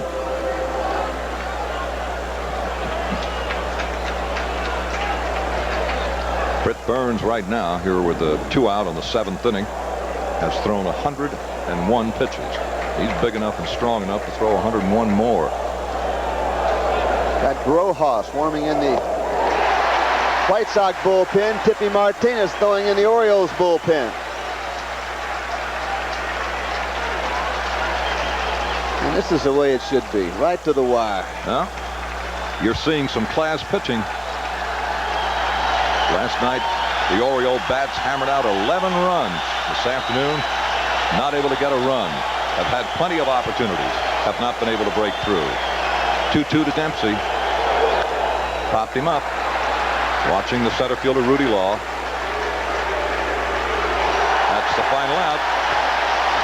At the end of 6 1/2, it continues. The Orioles nothing and the White Sox nothing. Life on the farm is kind of laid back. Ain't much an old country boy like me can't hack. It's early to rise, early in the sack. Well, you have to give a lot of credit to the White Sox, down 2-1 in games. The Orioles in the 2nd inning of the ball game had runners at first and second base with nobody out. Couldn't break through. The Orioles in the 6th inning had runners at first and second base. Couldn't break through. Have had their leadoff hitter on the last 2 innings. Couldn't get him any farther than second base. Just airtight, hard-nosed pitching from Britt Burns. And that young man on the mound for the Orioles is just matching him pitch for pitch right on through the first 6 innings. You're right, Chuck, and there's 2 guys right now I'm worried about in this White Sox lineup, and this is one of them right now. I'd say Baines and Walker, who is hitting now, are the 2 guys that scare me most of all the White Sox hitters. Well, Walker drew a walk in the 2nd inning. He struck out in the 4th inning, and here he is in the bottom of the 7th of a scoreless ball game. He, along with Baines, have had the best swings off of Storm Davis all day. And if you're going to hit one today, I've got a feeling it's going to be to right instead of left, because the wind is blowing in a pretty good gale from left. 2 balls, no strikes. Pitching coach Ray Miller watching his youngster. The Orioles have really been concentrating on Storm this afternoon. They just want to be very sure that in the heat of the battle, and for the sake of 1 ball game, that he doesn't hurt himself, that could in any way, jeopardize what's going to be an outstanding career. Base hit.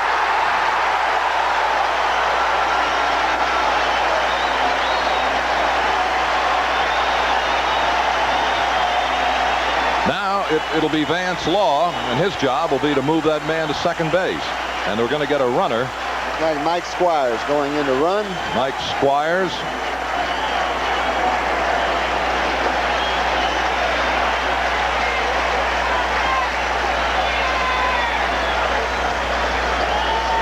Martinez, Tippy warming in the bullpen.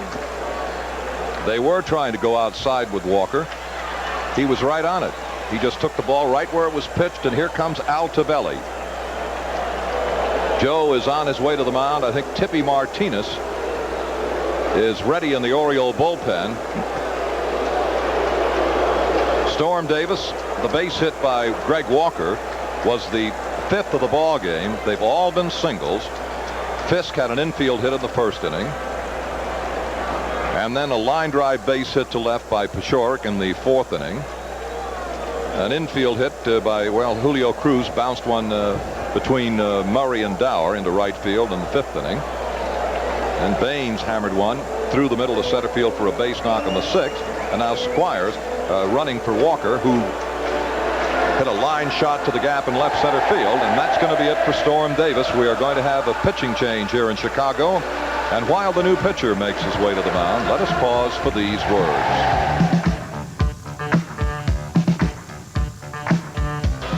Well, Storm Davis has given the Orioles just another great effort. 6 innings plus a man in the 7th, 5 hits, a pair of walks, a pair of strikeouts, and did not allow a run. And from the pen now comes Tippy Martinez, his 2nd appearance in the 1983 Championship Series.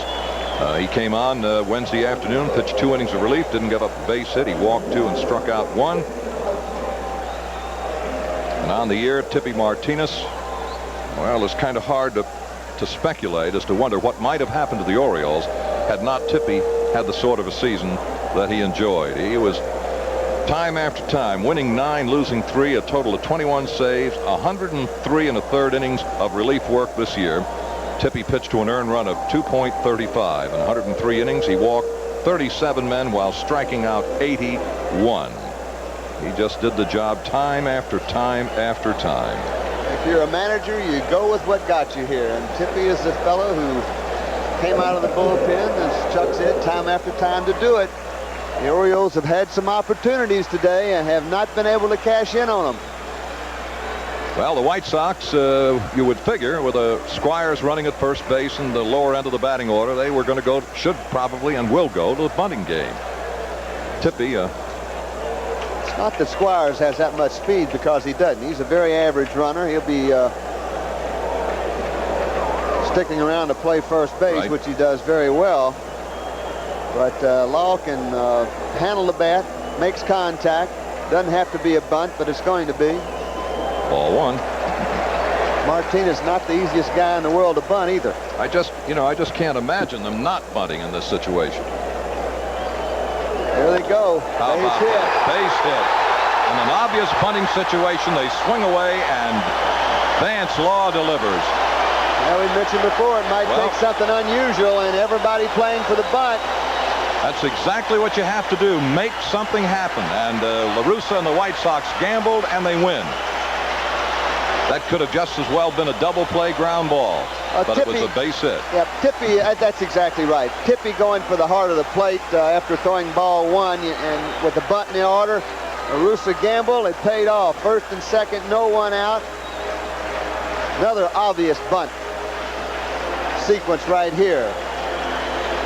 And a concerned Altavelli. Dennis Martinez throwing in the Oriole bullpen. If you're Dubzinski, what you want to do is try to make the third baseman feel this ball. Murray way in on the grass.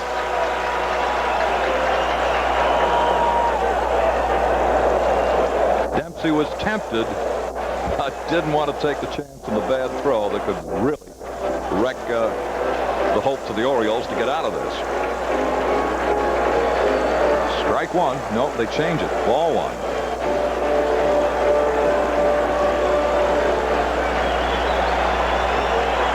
2-0 pitch to Dubzinski.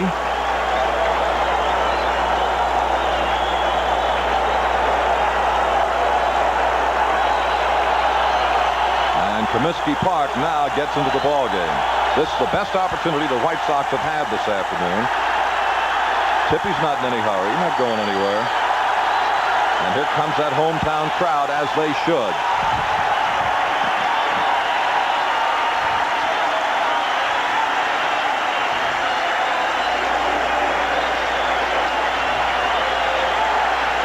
Tippy is ready. Whoa, he almost threw it away. Dower saved his bacon. What a play from Dower. Tippy made a very bad throw at second base. Not only saved his bacon, might have saved his game. Yeah.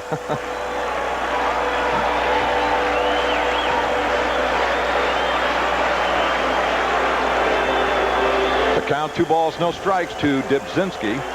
Squires second. Vance Law at first. Obvious bunting situation, and the Orioles have had a game on. With Ripken going to third, there they go again. Well, this time it looked as though he was not bunting. He took it all away, and it's ball 3, and Tippy is throwing himself into a mess. He almost threw the ball away at second base. And in an effort to get the ball where he wants it, down low, where he's just gotten behind now, 3 balls and no strikes to Dubzinski. And this enhances his opportunity to bunt somewhat more. I think he'll be taking this pitch. Yeah, he is. Strike. 3-1. He might take another, huh? I think that in this situation, this is a good pitch to bunt right here, 3-1. I don't see him taking another one simply because he knows that Tippy's going to be trying to throw it right down the middle, and what he's going to be trying to do is make Todd Cruz field it. Cruz up on the infield grass. And the 3-1 pitch. The bunt is on. He bunts. Tippy, Dempsey, Fair third ball. base. We got him just what we needed. They got him at third. Just what we needed. was not a good bunt. Bounced it right up in front of Dempsey, who took the ball, made a good, accurate throw to third base, make sure of one, which he did. First and second, one away. Cruz the hitter. He's walked and had a base hit in 2 trips, and he's stolen 2 bases. You'll see Murray charging there. Dempsey coming out. Cruz did that as a left-handed batter. Now he is a right-handed swinger against Tippy Martinez.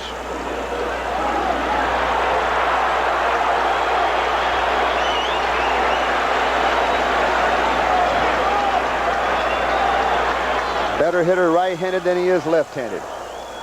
Dempsey with a good save. Ball 1.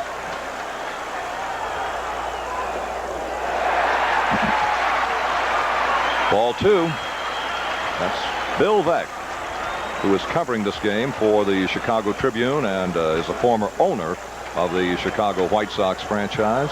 He also figured prominently in the other ball club on the field, the St. Louis Browns, who became the Baltimore Orioles, were the property of Bill Veeck. His own Cleveland Indians.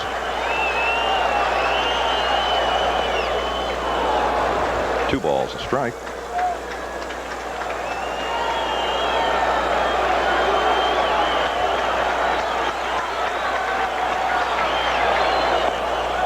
Three balls and a strike.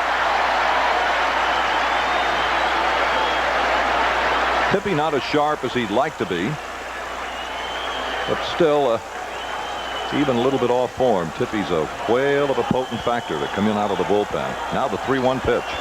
Cruz is going to get a fastball to hit here. Going to get a swing at it. 3-1. Got to come to him.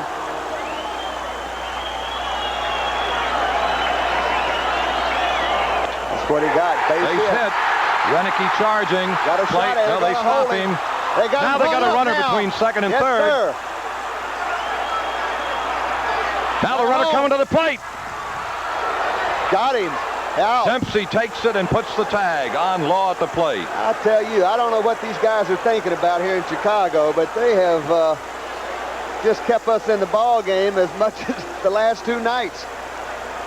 3-1. Tippy had to come to him. Cruz was equal to the task. Line drive left field. Renicky playing short on Cruz. That's the reason they held him up. And here you see Dubzinski with his head down, running around second base.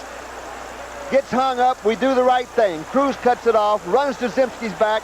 As soon as he gets him back towards second base, then the runner at third takes off. You almost could have tagged him, but you're not worried about him. You're worried about the runner going home, and Law cannot upend Dempsey at home. Outstanding throw by Dower. 7-5-4-2 and 2 out. Runners at first and second base. And Rudy LaRussa can't believe it either. But here is Rudy Law, and he might prove to be the tough man in this inning. Strike as Tippy got the curveball over. Boy, another hook. And you don't see Rudy get a bad swing like that very often. That ball must have really exploded. 2 strikes. I think you might say you'll have to look for it again. No kidding. 2-strike pitch. 1-2 now. Been a very good player this series. Hit the ball on the nose just about every time up.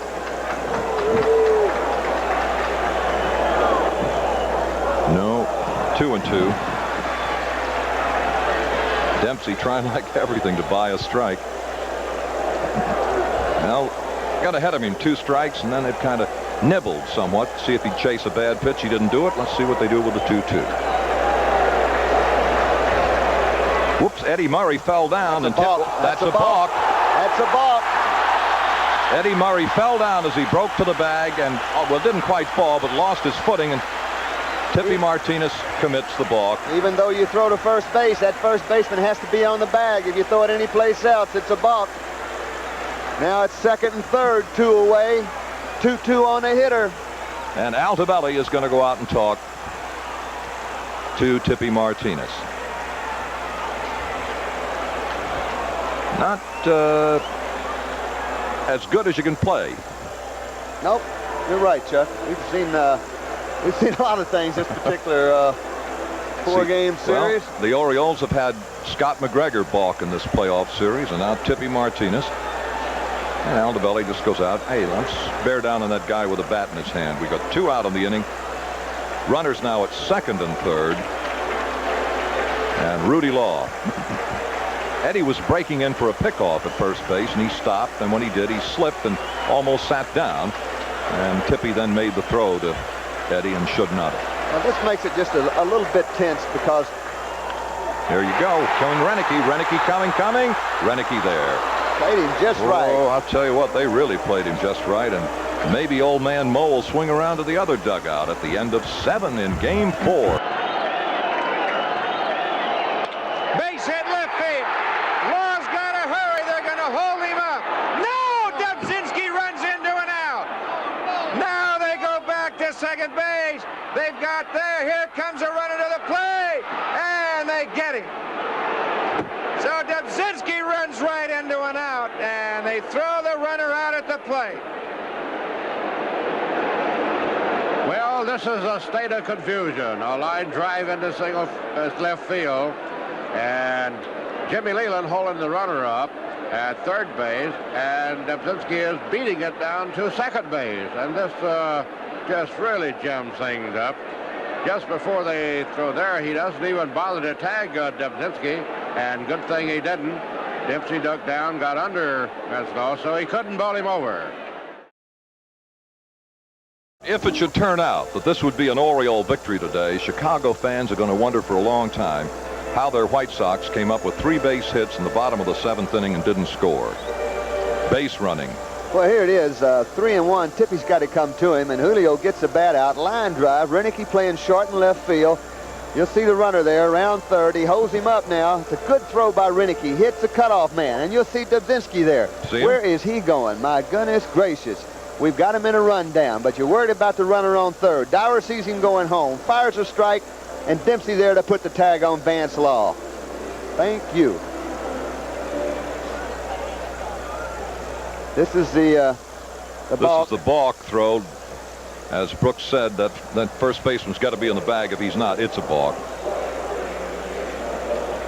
Second and third, but the Orioles were winging along. They came out of it, and we go to the top half of the 8th inning, 0-0. Britt Burns on the mound for the White Sox.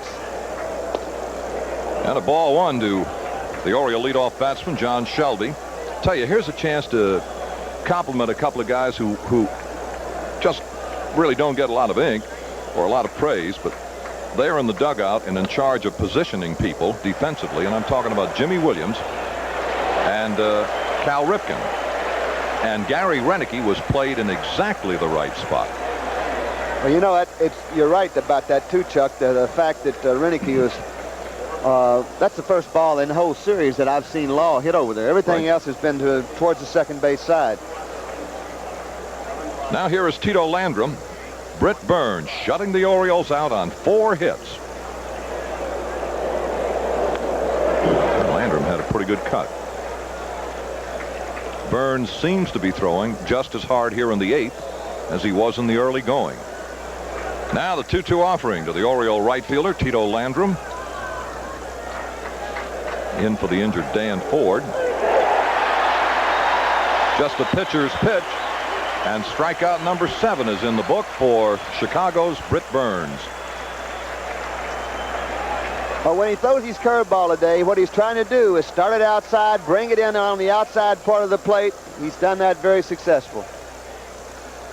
Now Cal Ripken, who has hit into a double play, struck out and walked, and was wiped out when Renicky hit into a double play. This has turned into a classic pitcher's battle. What a struggle. What a defensive battle. The White Sox ran themselves out of what could have been a heck of an inning in the bottom of the 7th.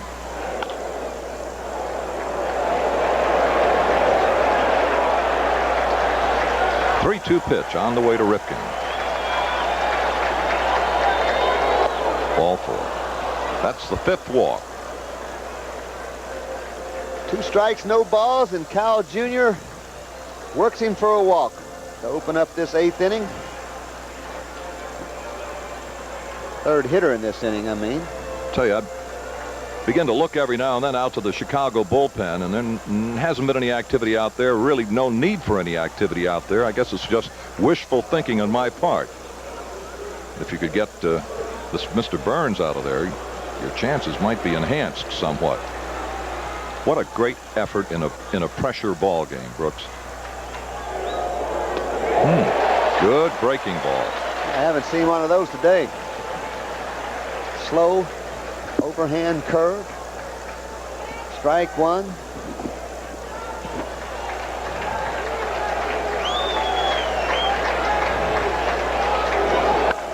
Base hit. Left field. Ripken round at second And base. he'll hold right there. That's Murray's second base hit for today. And headed to the plate now comes Gary Renicky. Rhino walked the first 2 times up and grounded into a double play. Almost got him. He just come inside. He's consistently come inside of the Oriole hitters today, and it has paid off. 2-0 now. Don't think you'll see him throw him a fastball. You're going to see a breaking ball of some sorts. If he does throw the fastball, it's going to be inside, but I think it's going to be a breaking ball. Breaking ball? About as hard as you can throw it, wasn't it? It wasn't. You better believe it was thrown hard, Brooks. Well, he made up his mind that he was going to throw the fastball, but he was going to rear back and get a little extra, everything he had. Due batter behind Renicky, it is designated hitter Al Bumbry. 3-0. Do you let him swing? Why not? He's hitting. Well, he's been coming inside all day, and Renicky on his way to first base, hit by the pitch to load the bases, and now the designated hitter is going to be Dan Ford. Ford hitting for Bumbry. Here you see the pitch. Glancing blow off the backside. Bases loaded, 2 away. Dan Ford on his way to take his swings in place of Al Bumbry. And out of the dugout on the third base side now comes manager Tony La Russa to have a word or two to say to Britt Burns. The Orioles finally get a man to third base. With 2 out in the 8th inning, the bases are loaded. Dan Ford has been announced as the batter for Al Bumbry, and thereby becomes the designated hitter. And folks, you have to believe me when I tell you this, but Dan Ford came to the ballpark today on crutches.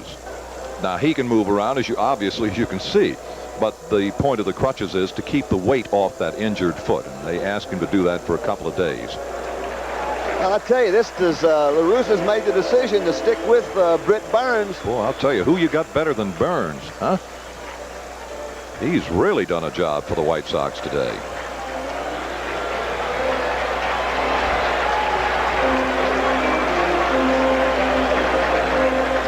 Well, Dan Ford in the playoffs, he's been in 1 ball game, hitting .250, and that 1 hit was a double. Tell you, it is kind of a strange feeling, though, to get on the bus with the team and see Dan Ford get on board with crutches. But that's the only way, you can move around and keep the weight off the foot, which is what he's been doing.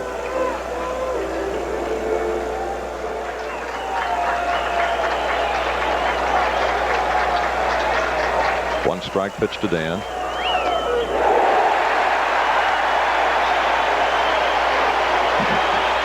Ford is discussing it with the plate umpire Evans, not heatedly, But Dan's in the hole now with a count 0-2. Here's the pitch.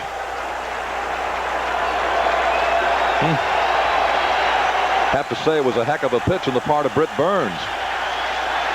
At least Jim Evans thought so.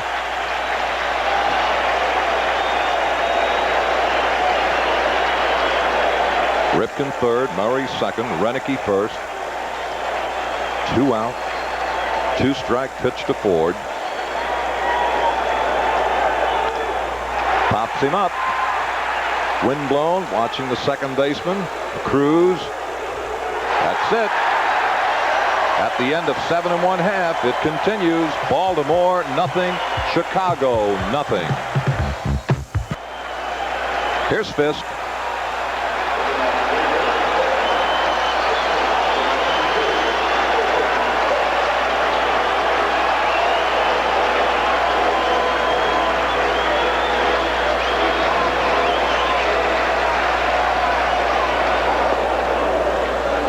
Tippy treated into the curveball.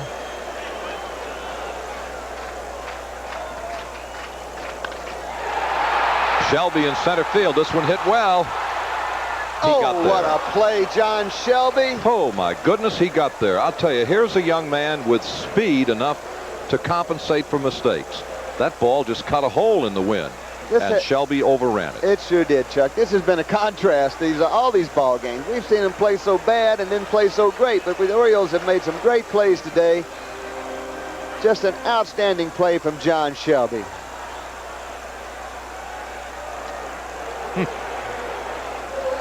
Now the batter will be Harold Baines. He broke an 0 for streak. 0 for 14 in the playoffs with a sharply hit ground ball single to center field in the 6th inning.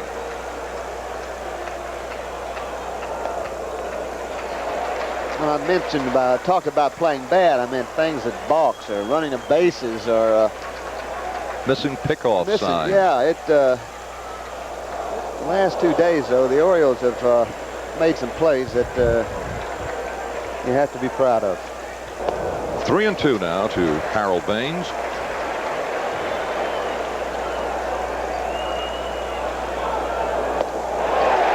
A 1-out walk.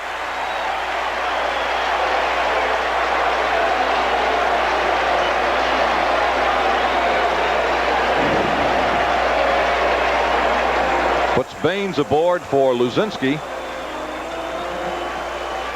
You have to respect Luzinski, the power of the Raging Bull, but he has been our All-American out today. Hitting off a left-hander might be a little different story. Right-handers have been able to keep the ball in, keep it hard, and have had no problems. Here's Eddie Murray, but it probably is going to be out of play. And it is. Luzinski, 2 hits in this series. The first time up the first game, he lofted a ball down the right field line for a base hit. I don't remember what the other one was. He went into today's game with 2 base hits. 2 for 10, 2 for 13 on the series.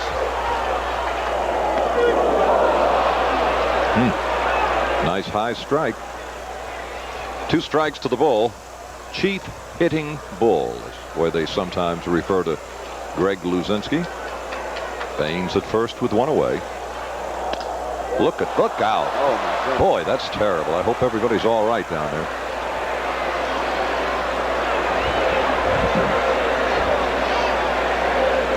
That's the area in which the barrel end of the bat came down, and I hope everybody's okay.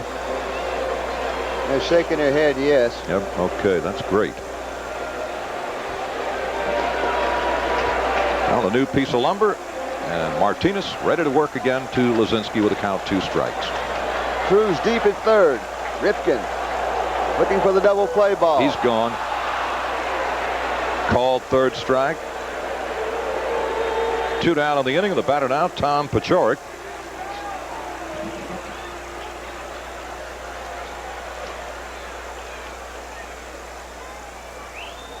What a battle. What an all-out battle between the White Sox and the Orioles in this 4th game.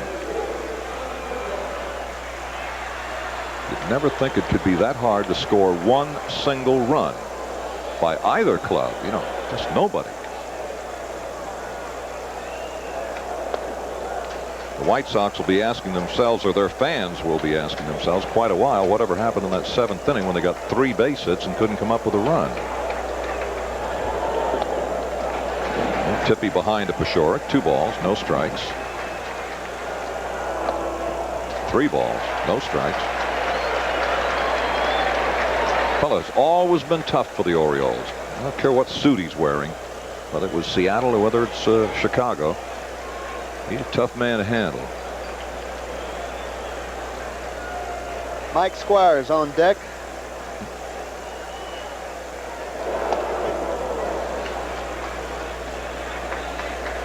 This would be an interesting pitch. You go with your best control pitch? Nope. Went with his second best control pitch, which might be his first. I don't know the way he throws his fastball and curve. He throws both of them well, doesn't he, Brooks? I tell you, that was great pitch right there. 3-1 breaking ball for a strike. 3 balls, 2 strikes. Baines will be going. There he goes. See if Ripken gets there. He's there. Now his throw to first base. And here we go again at the end of 8 at Comiskey. Orioles nothing and the White Sox nothing.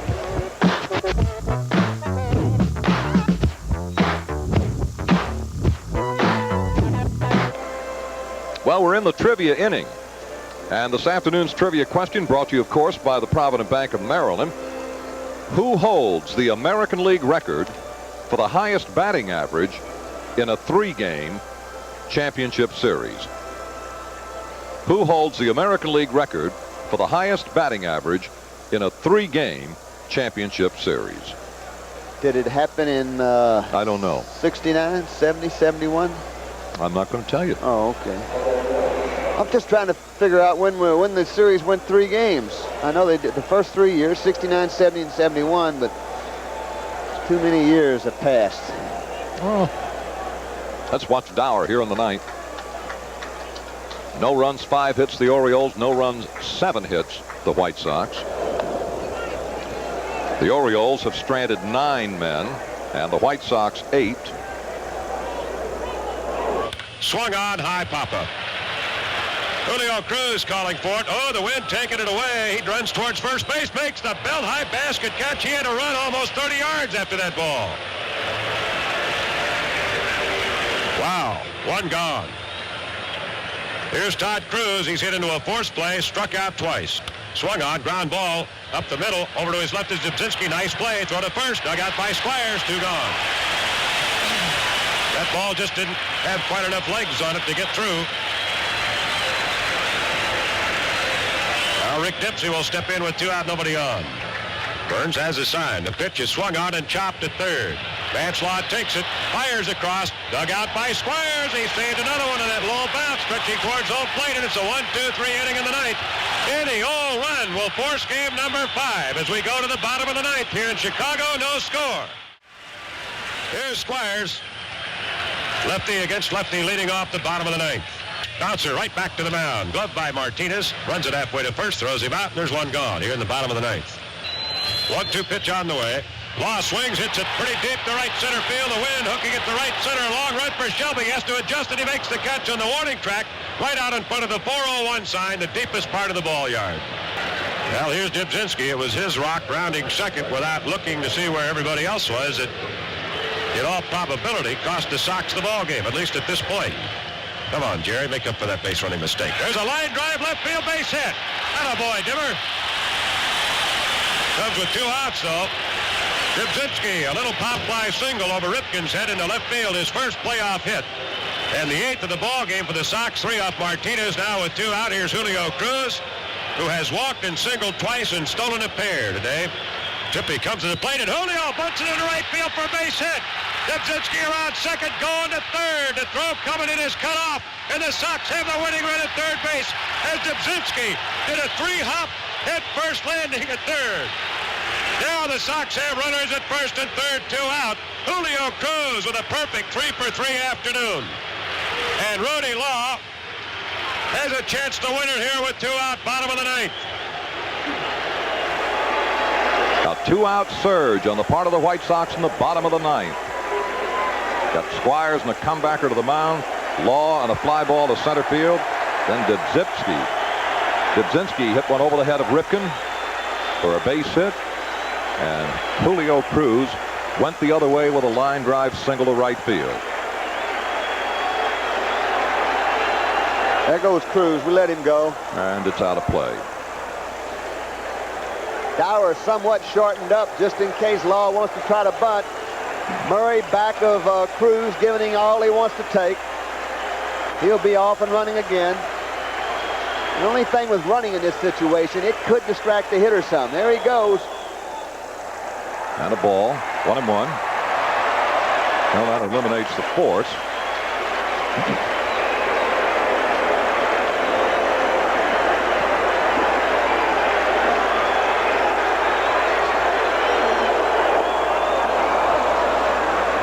One of those nifty curveballs from Tippy Martinez. If he's got one more like that left, he'll trot it out right now.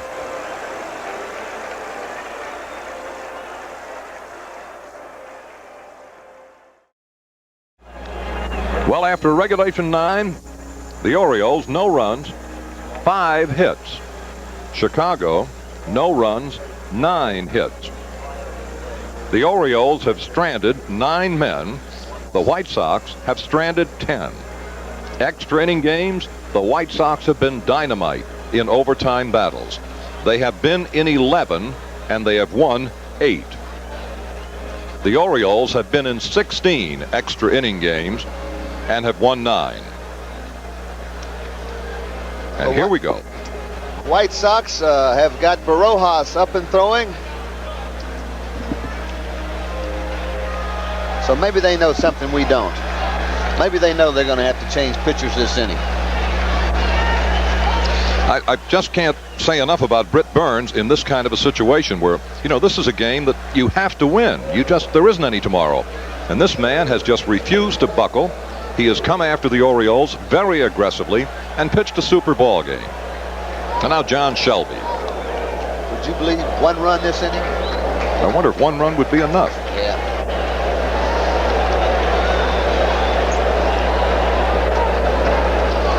And the sun begins to shine rather brightly. We have scattered clouds around the ballpark at the moment. And here is a 1-0 pitch to John Shelby. Shelby had an infield hit back in the first inning. Since that time, against Britt Burns, called out on strikes, fouled out to the catcher, grounded to the shortstop, and here he is in the 10th inning.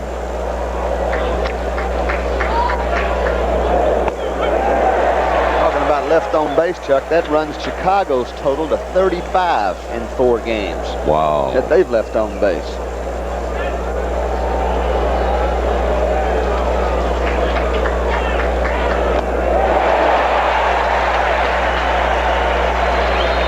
Two balls, 2 strikes. Gone, number 8.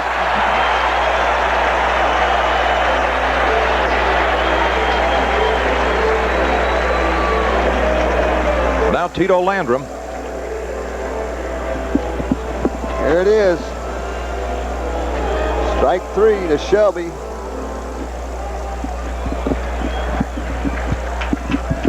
Whereas most of the pitchers today kind of do a pretty good job of staying away from the hitter. Here's a man who has spent the greater part of the afternoon working inside to the Oriole hitters. Britt Burns. Ball 1 to Tito.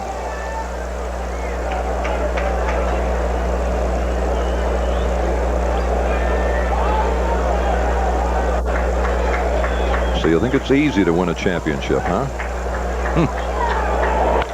Wait a minute. Oh, my goodness. Hold on to this one. I believe. Get out of here. Ball. Home run, Tito Landrum. Oh, and he didn't. Did he miss it? It just cut a hole in the wind, and Landrum has scored the first run in the ball game here in the 10th inning. And you think that dugout won't greet him? Watch this. Yes, sir. Give him a high five, Eddie Murray. Boy, howdy. He's lived inside all day, but that time he didn't quite get it in there. And Tony La Russa on his way to make the change. And the White Sox left-hander Burns, who has just given the White Sox everything he had to give, and it was awfully good, has made one mistake here in the 10th inning. And Tito Landrum, not the kind of a guy you count on for power by any stretch of the imagination, takes him deep. The White Sox fans reward Britt Burns with a great ovation, and he justly deserves it for the effort he has made this afternoon. And while the new pitcher makes his way to the mound, let us pause for these words.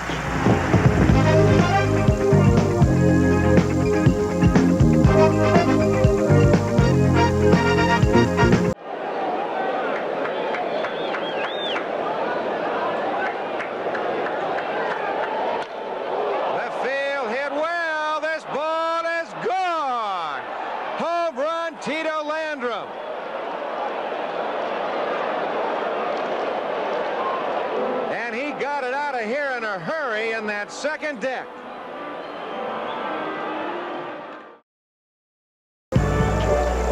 Here's the home run swing of Tito Landrum. I said, not the kind of a fellow that you think of as a power hitter, and then I said, wait a minute. And I looked at what he did in Louisville this year. In 111 games, Brooks, he had 23 doubles, 12 triples, and 18 home runs. Got some power. So I make the correction. Went on the upper deck on a line. From the bullpen now comes Salome Barojas. And this will be his second appearance.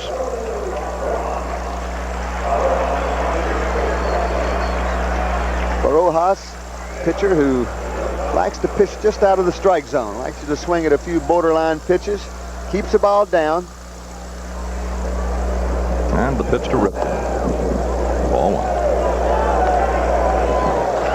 I don't know whether or not we were able to get the picture because there were other things that had to be done at the moment. Strike to Ripken. But there was something that happened in the Oriole dugout when Britt Burns left that I think bears talking about. The Orioles applauded Britt Burns as he walked off the mound. Rick Dempsey looked his way and tipped the cap for a truly gutty performance. Look out, Salome, and there's an Oriole base hit. And here comes Eddie Murray. Isn't it kind of typical, Brooks, as you look back over the Orioles year, how many of the so-called lesser lights, if that might not be the proper phrase, but not the regular fellas, the guys who were in there day after day, have jumped into the middle of things and delivered and helped the Orioles win ball games or put them in a position to win. Well, that's certainly the team concept. When you look at some other ball clubs, you see a lot of individuals who I think have more talent. Teams that might have more talent, but they don't play together as well as the Orioles do. And it's a 25-man squad, and I think that over the years that Earl Weaver and Al Cabelli has managed this year, when they bring 25 guys back from spring training, they use 25 guys. There you go. Well, they've got a 1-0 lead in the 10th inning of Game 4. And if you're thinking about what the White Sox can muster in the 10th inning, Fisk, Baines, Lazinski, base hit. Ripken's going to try it. No, he's going to hold. No, I don't blame you. I think I'd hold too. Harold's got a shotgun out there.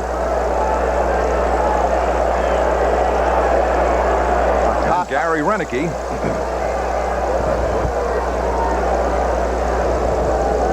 One out in the inning. The inning started innocently enough with a called third strike to John Shelby. And then Tito Landrum got a 1-0 pitch and hit it out of here like a rocket. And the wind is still blowing straight in from left field, but that ball was kind of a line drive. The wind didn't have a thing to do with it. La Russa has gone to the mound. Yeah, there's Jeff Lamp. Dennis Lamp. Dennis Lamp, I'm sorry. And Agosto. Haven't seen him yet.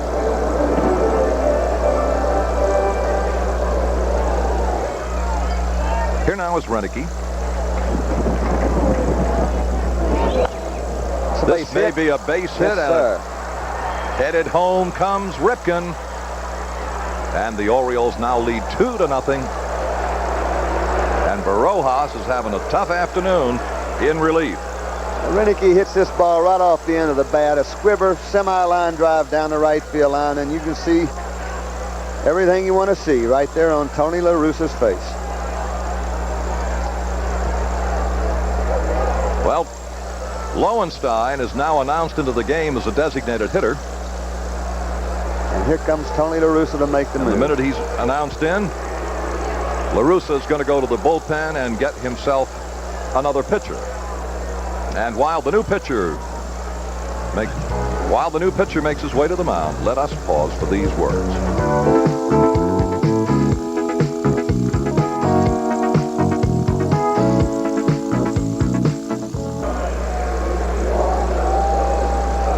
Well, Juan Agosto, the southpaw, is out of the Chicago bullpen as pitcher number 3 here in game number 4. Lowenstein now is Derek. He's not the designated hitter. And you're right, Benny Ayala is the designated hitter.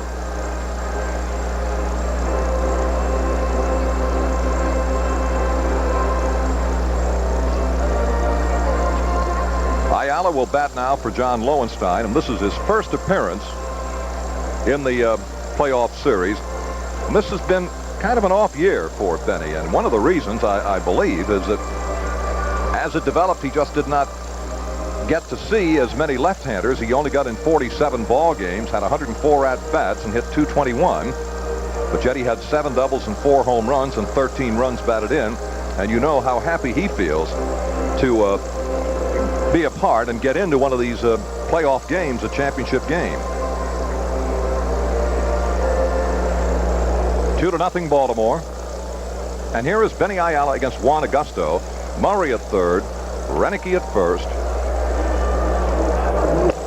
And a ball 1 to Benny. All ready to go. 1-0 pitch. He's hit it a ton to center field. He sure did. Rudy Law. Look out, Rudy. He made the catch. Another run home, and down to second after the catch goes Renicky.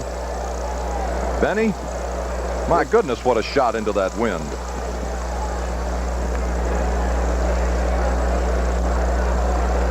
Three to nothing, the Orioles. And some of the hardy White Sox fans now begin to make their way to the exits.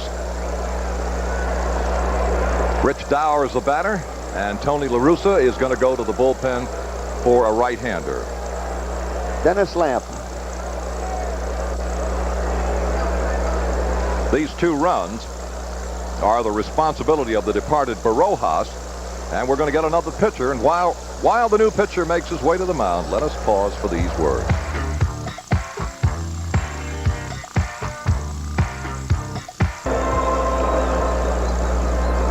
Well, the wind continues to roar in from center field and left field at Comiskey Park in Chicago.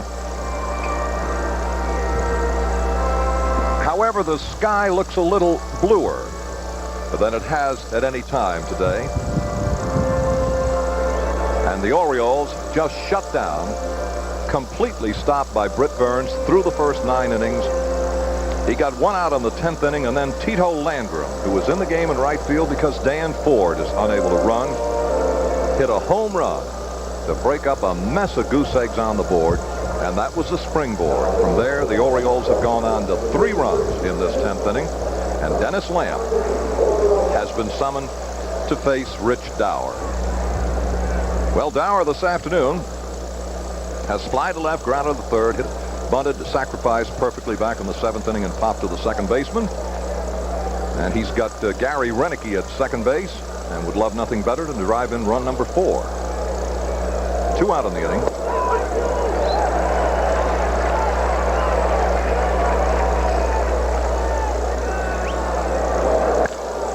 Well, shortstop, and Dybzinski's throw takes care of Dower, and that's it.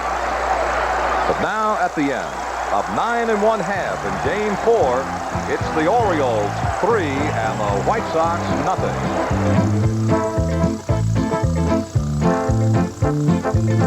Well, here comes the bottom of the 10th inning from Chicago.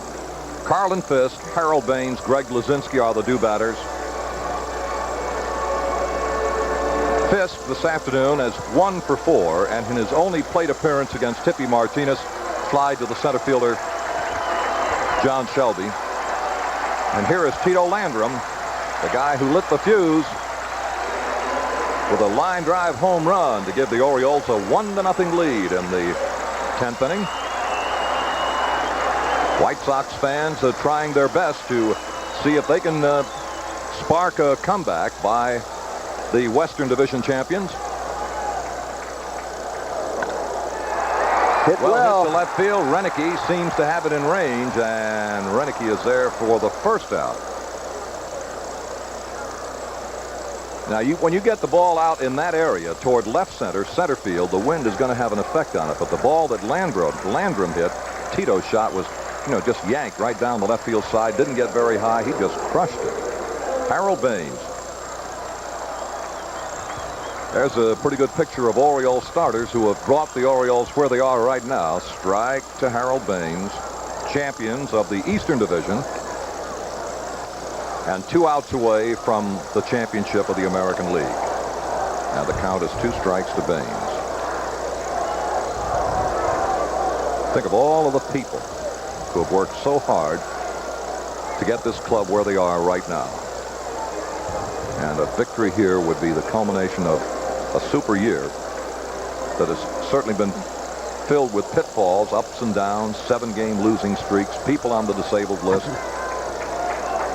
There were some really tough moments for the Orioles, and they never lost their poise, just continued to do their job. And if they can get 2 outs here in this 10th inning, they can lay claim to the championship for the American League. Oh, Tippy felt a little strong on that pitch, and he tried to bust it low and outside and missed. And the class of the Western Division of the American League right on your screen there a moment ago. Base hit for Harold Baines. Well, he was 0 for 14 in this series, and this afternoon he's 2 for 3. Make it 2 for 4.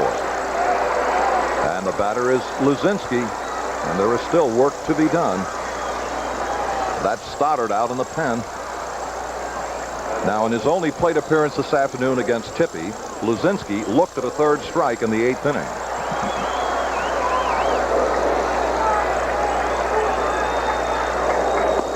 Strike 1.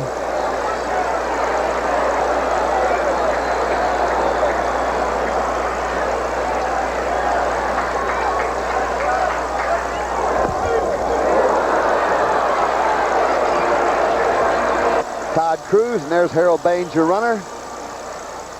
All the hitters are going to be taking one, but evidently Luzinski's looking for that fastball, the 2nd pitch too. That's it.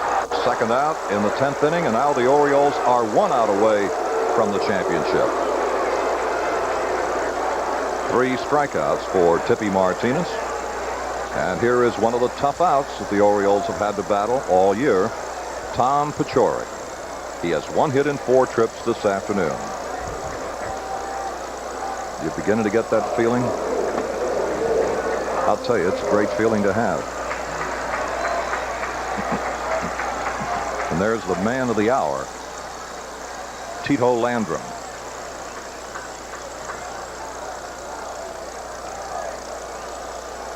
I'm just taking a look at Edward Bennett Williams and Hank Peters and his wife. Where are they? Oh. They're right by the dugout. And, yes, I see them now. I swear, you'd think you're 10 runs behind. Well, I didn't sleep too well last night. I was awake at 5:30 this morning, 6:30 down in the lobby. Went out to get a paper in the rain, and who do I walk into but Edward Bennett Williams doing the same thing. We looked at each other, didn't know what to say.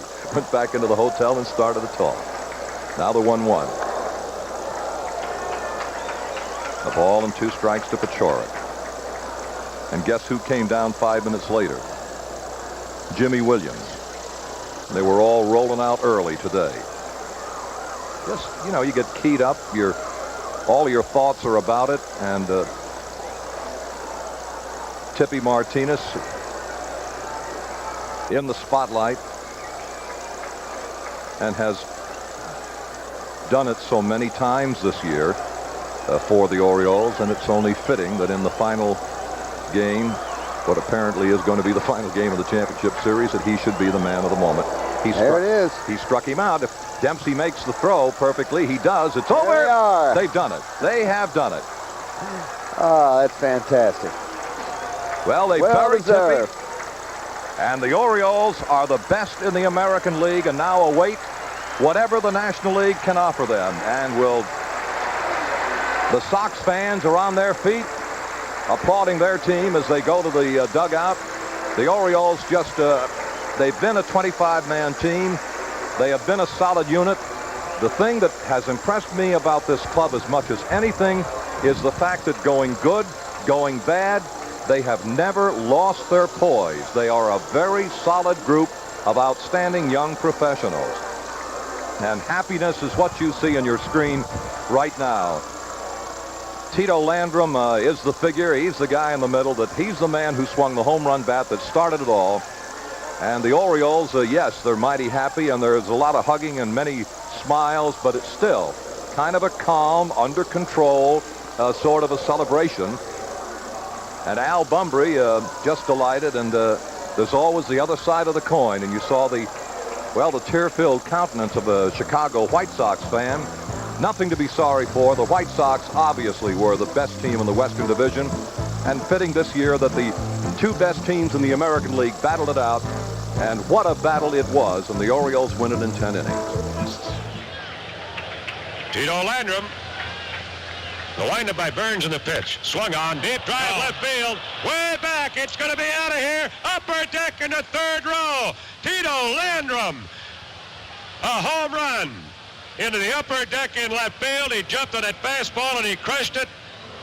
And that is his second series hit, and just the second home run he has hit since he has joined the Baltimore Orioles.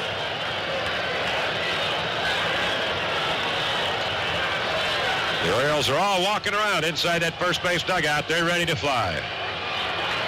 Martinez off behind the hill, goes again to the rosin bag. Now steps back up on the pitching rubber. 1 ball, 2 strikes to count to Paciorek. Baines with a short lead at first. Murray not bothering to hold. Here's the pitch. Swing and a miss. And Dempsey picks up the ball, throws to first, and the season is over, and the Orioles are celebrating the 1983 American League pennant. And they'll be the favored ball club when the World Series begins in Baltimore. What are we going to celebrate? Championship. Brooks, it's a great feeling. And what a way to finish the year. And let's see you next year. I hope so. I certainly do.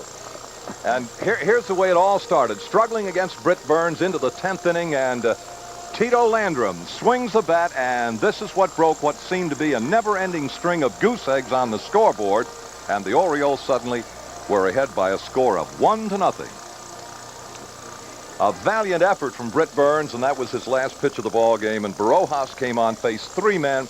He couldn't get anybody out. That seemed to be just the jolt that the Orioles needed, and they went on to a 3-run 10th inning and go on to a championship of the American League. And now, is it going to be I-95 series, Brooks? I think that would be fantastic. I know most of the people are pulling for a Phillies-Oriole World Series. We were supposed to have that back in 1964, and the Phillies didn't make it. The Orioles didn't make it. So maybe this will be the year. But it was a great game. It was a game of missed opportunities almost. Both pitchers pitched excellent baseball several times. The Orioles had some men on and could not get them home. And as we mentioned before, Chuck, it was this whole 4-game series was a study in contrast almost, because I have seen some things that I've never seen before. Plus, I mean, talk about bad plays, good plays, balks, and it was just an interesting series. And the Orioles came out here with a job cut out for them. 1-1, came out here, won 2 in a row, and highly unexpected. Well, I really think this is a kind of an honest evaluation of this championship series. The better team did win. The Orioles are just a better team over the long run, and fortunately for the Orioles, over the short run, they proved themselves the better team. And well, we've got a lot of celebrating and interviews coming up from the Victor's clubhouse, so why don't we all go down and join in right now, okay? And come back, and I just really, from the 4th, 5th inning on, I just had to gut it out, and I told them I was tired, but they said, well, just keep going one more inning. We'll see if we can get to the 6th, and maybe Tippy will come in. You know, you're 3 years out of high school. What's this moment like for you? It's exciting. These are the greatest bunch of guys in the world. It's just exciting to go to the World Series at 21 years of age. I just got to thank the Lord for it. As you're watching a game like this develop after you've left the game, what's going through your mind?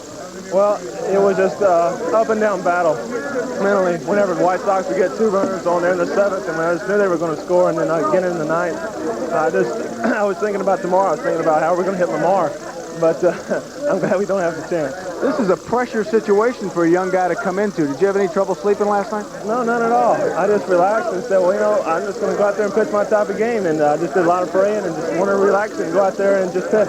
Okay, Storm Davis, let's see quickly if we can find somebody else. Eddie Murray. Eddie, can you come over here a second? Now, people talked a lot about that 0 for 29 slump, and then you had the home run yesterday, 3 of 4 today. Were you getting pretty tired of those questions? Well, yeah, a little bit, because that I couldn't really change what happened at the World Series or whatever, and you know, for me it was just like an 0 for 8, which I've been plenty of times. You go 0 for in 2 ball games. A lot of people felt this club has had the talent. In 79 against the Pirates, you lost. Within the division in 81 against the Yankees, 82 against the Brewers. Is this the year for you guys? hope it is, really. We've seen they got everything going right now, and just hope we can continue to stay healthy. Well, that's mainly our problem. We having trouble, sometimes building the right guys that we normally have out there. Okay, Eddie Murray, thank you very much. Thank you. Let's send it back upstairs now to Bob Costas. Thank you, Bill. Congratulations to the Orioles. They're going to the series, and Tony, it's been a great experience working with you this year. Thank you very much. I learned a lot. All right, Bob. Well, if you want to look at it negatively, White Sox left 35 on base, but give the credit to McGregor, Boddicker, Flanagan, Davis, Sammy Stewart, and Tippy Martinez. For Tony Kubek, I'm Bob Costas. Sports World is coming up in just a moment on NBC. It's the Orioles over the White Sox, 3-1. So long, everybody. End of the moment.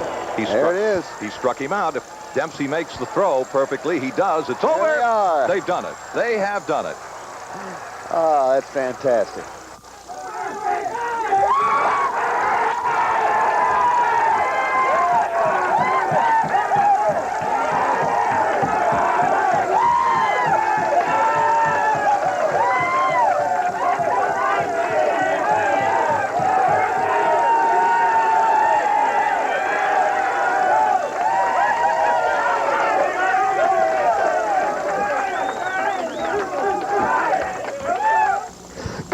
It took extra innings, but we're World Series bound. The Orioles winning Game 4 of the American League playoffs by a score of 3-0. After losing Game 1, the Birds came back with 3 consecutive wins against the Chicago White Sox. And here's how it looked in the Oriole locker room just moments after the end of today's game. Lots of champagne on tap. Certainly a group of happy ball players.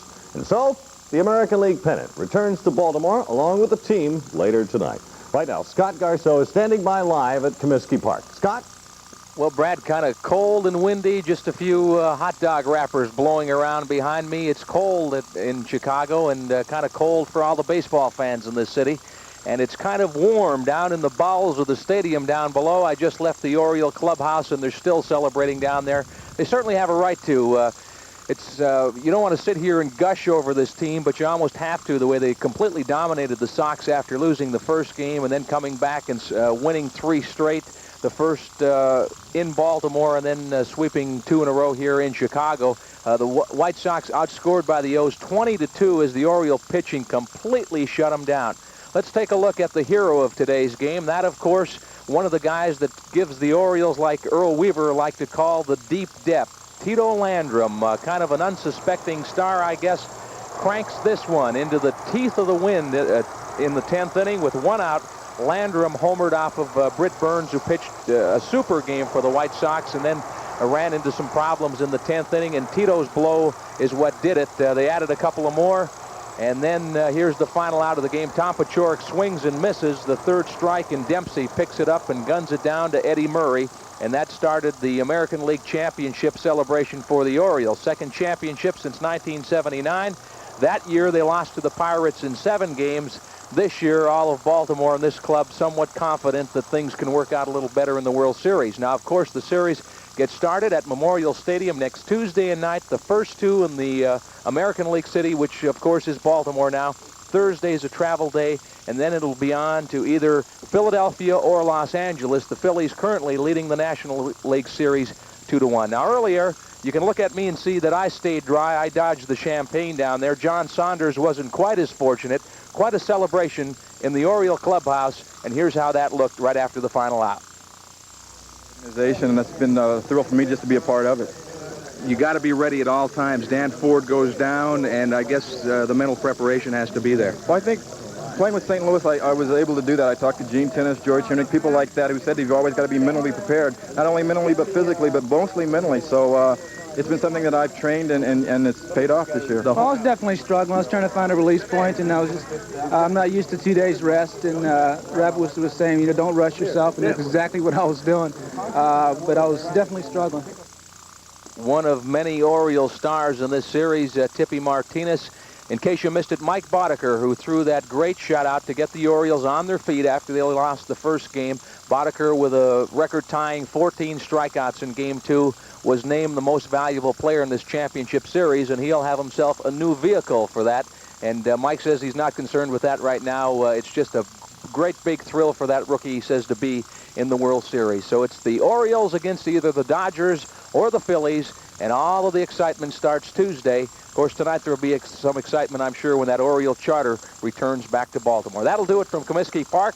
Back to you, Brad. All right, Scott, and we'll see you at BWI a little bit later on. Okay. Thank you very much. Well, Susan White Bowden has been in Chicago for the last few days, but she got back to Baltimore in time to watch the winning game with some friends. I joined the regulars at Jerry's Belvedere Tavern. We watched and cheered each time Tippy got another White Sox batter out.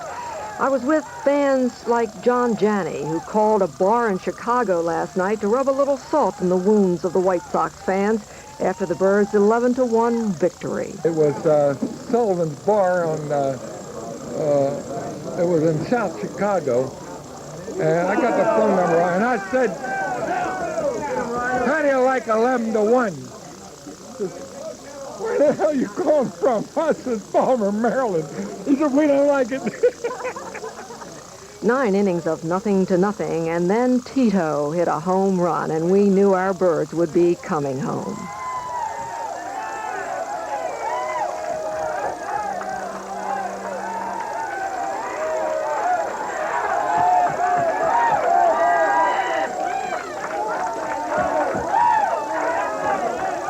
By the end of our inning, it was 3-0, and we only had a half an inning to get through. We knew Tippy was already tasting that champagne and that he would hold on like a true American League champion pitcher. It didn't take long.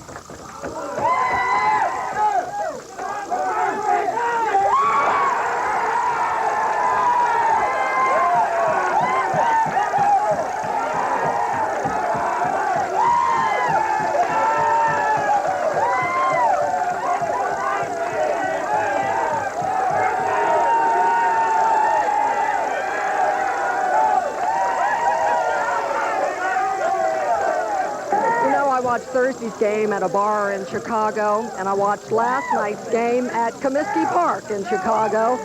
But watching today's game here back in Baltimore with the hometown fans was better than both of those games put together, even though they won all 3 of them. It's what they call back here in Baltimore, winning beautiful. I'm Susan White Bowden, back in Baltimore for News Scene 2. And as Susan suggested, the victorious Birds return home to Charm City tonight. Their plane expected to arrive at BWI between 8:30 and 9:30. The Birds in 4, gang. They reached up on the shelf and pulled down yet another hero, Tito Landrum by name, to break open a scoreless pitcher's duel in the 10th inning. Went from a Landro solo homer to a 3-0 win over the White Sox, and that brings home the American League pennant. And there will be baseball in this town on Tuesday night. Let's take a look at some of this fun. 4th inning. Defensive gem for Storm Davis. Watch Gary Renicky. He's got it. And Baines just had bad luck throughout this entire series. Davis blanked him for 6. Walker fans there, but Britt Burns was matching him goose egg for goose egg. There's Todd Cruz fanning. And now trouble in the 7th inning. Men on 1st and 2nd with nobody out. Dubzinski bunts, and Dempsey gets the runner at 3rd. And now Julio Cruz singles. Vance Law is going to try to score when a little bit of base running goes awry for the White Sox, and they forget that runner at 2nd, and because here comes Vance Law toward the plate, and Dempsey has him, and that's the out of that. That's the last of that challenge. The Orioles got a chance in the 9th, but Ford pops out to Julio Cruz to end our threat. The Sox have a threat in the 9th. Men on 1st and 3rd with 2 out, but Rudy Law fans and sends it into extra innings for Tippy Martinez. And there's Tito Landrum, the man of the hour, in subbing for the ailing Dan Ford, and he puts it out of there and left. And Britt Burns, who had pitched a whale of a ball game, that was his last pitch, and he didn't like it one bit. Oh, we got a little bit more. Ripken and Murray had singles. Renicky then singled in a run. We added another one on a Benny Ayala sacrifice fly. But here comes the end of it, and the celebration begins right there. That's a strikeout. Dempsey's going to have to do it the hard way. He throws to first. The celebration begins. And the party is still going to go on, and it's going to continue here in Baltimore tonight. Here are the official numbers on the ball game. 3 runs, 9 hits, and no errors for the Orioles. 0-10-0 for Chicago. Scott Garceau still hanging out there in Comiskey Park. What say we go out there for some more post-game comments from Scott? Scott, it's happy stuff out there. Oh, sure is, Jack. I'm hoping maybe I can make that charter flight if I can get out of here in time. If not, I'm in Chicago for one more day, and we'll be missing that party tonight. But the Orioles certainly aren't going to miss the party. They're going to be ready to go. You know, when you think about this, Tony La Russa said that the White Sox try to emulate the Orioles in a lot of areas, and one of the areas he mentioned was we don't want to beat ourselves, but yet the Sox kind of did that in the last couple of games. Yesterday was a blowout, 11-1 last night, but it seemed like when the White Sox really completely lost touch with the game was when Dotson started throwing at some people, and things got out of control. Lowenstein drove in a couple of runs, and that was that. Today you look at their base running errors, and that was an excellent opportunity for them to score a run and perhaps win the game 1-0. It never would have got to the 10th inning, and Tito Landrum would still be a guy in the background instead of everybody running around going Tito, Tito. So the White Sox at times were their own worst enemy in this series. One guy who's been around to see it all, Oriole designated hitter Ken Singleton. And just a few minutes ago, I had a few words with the big DH. All right. Happy times in Baltimore. We'll see everybody at the airport. Fantastic. I mean, it goes to show what type of pitching we have. We hold the White Sox at 3 runs in 4 games. This guy scored 1 more run than we did this year. But it's just fantastic. When Tito hit that ball, I nearly hit my head on the ceiling. Ken, it seems like this squad has always had the ability to turn to a guy like Tito Landrum, who just got here and produces. We were lucky to get, if we had gotten him 1 more day later, he wouldn't have been eligible for the playoffs. I think there was another great move by Hank Peters. Give Hank a little plug there. But the fact remains that it took all of us to do it, and it's just a fantastic season. I can't believe it quite yet. It probably won't sink in until tonight or tomorrow. Usually these MVP type awards are reserved for everyday players, and I guess a pitcher getting it has to make it all the more special for you.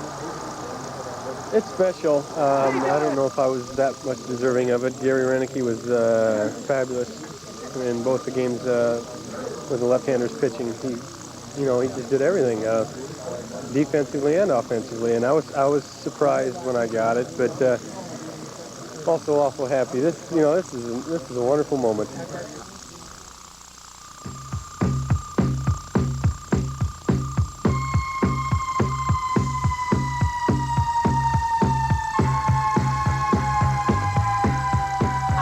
My mama cry. I heard her pray the night Chicago died. Brother, what a night it really was. Brother, what I thought it really was. Glory be. I heard my mama cry. I heard her pray the night Chicago died. Brother, what a night the people saw. Brother, what I thought the people saw. Yes, indeed. They were shouting in the street, and the sound of running feet. And I asked someone who said, about 100 cups a day.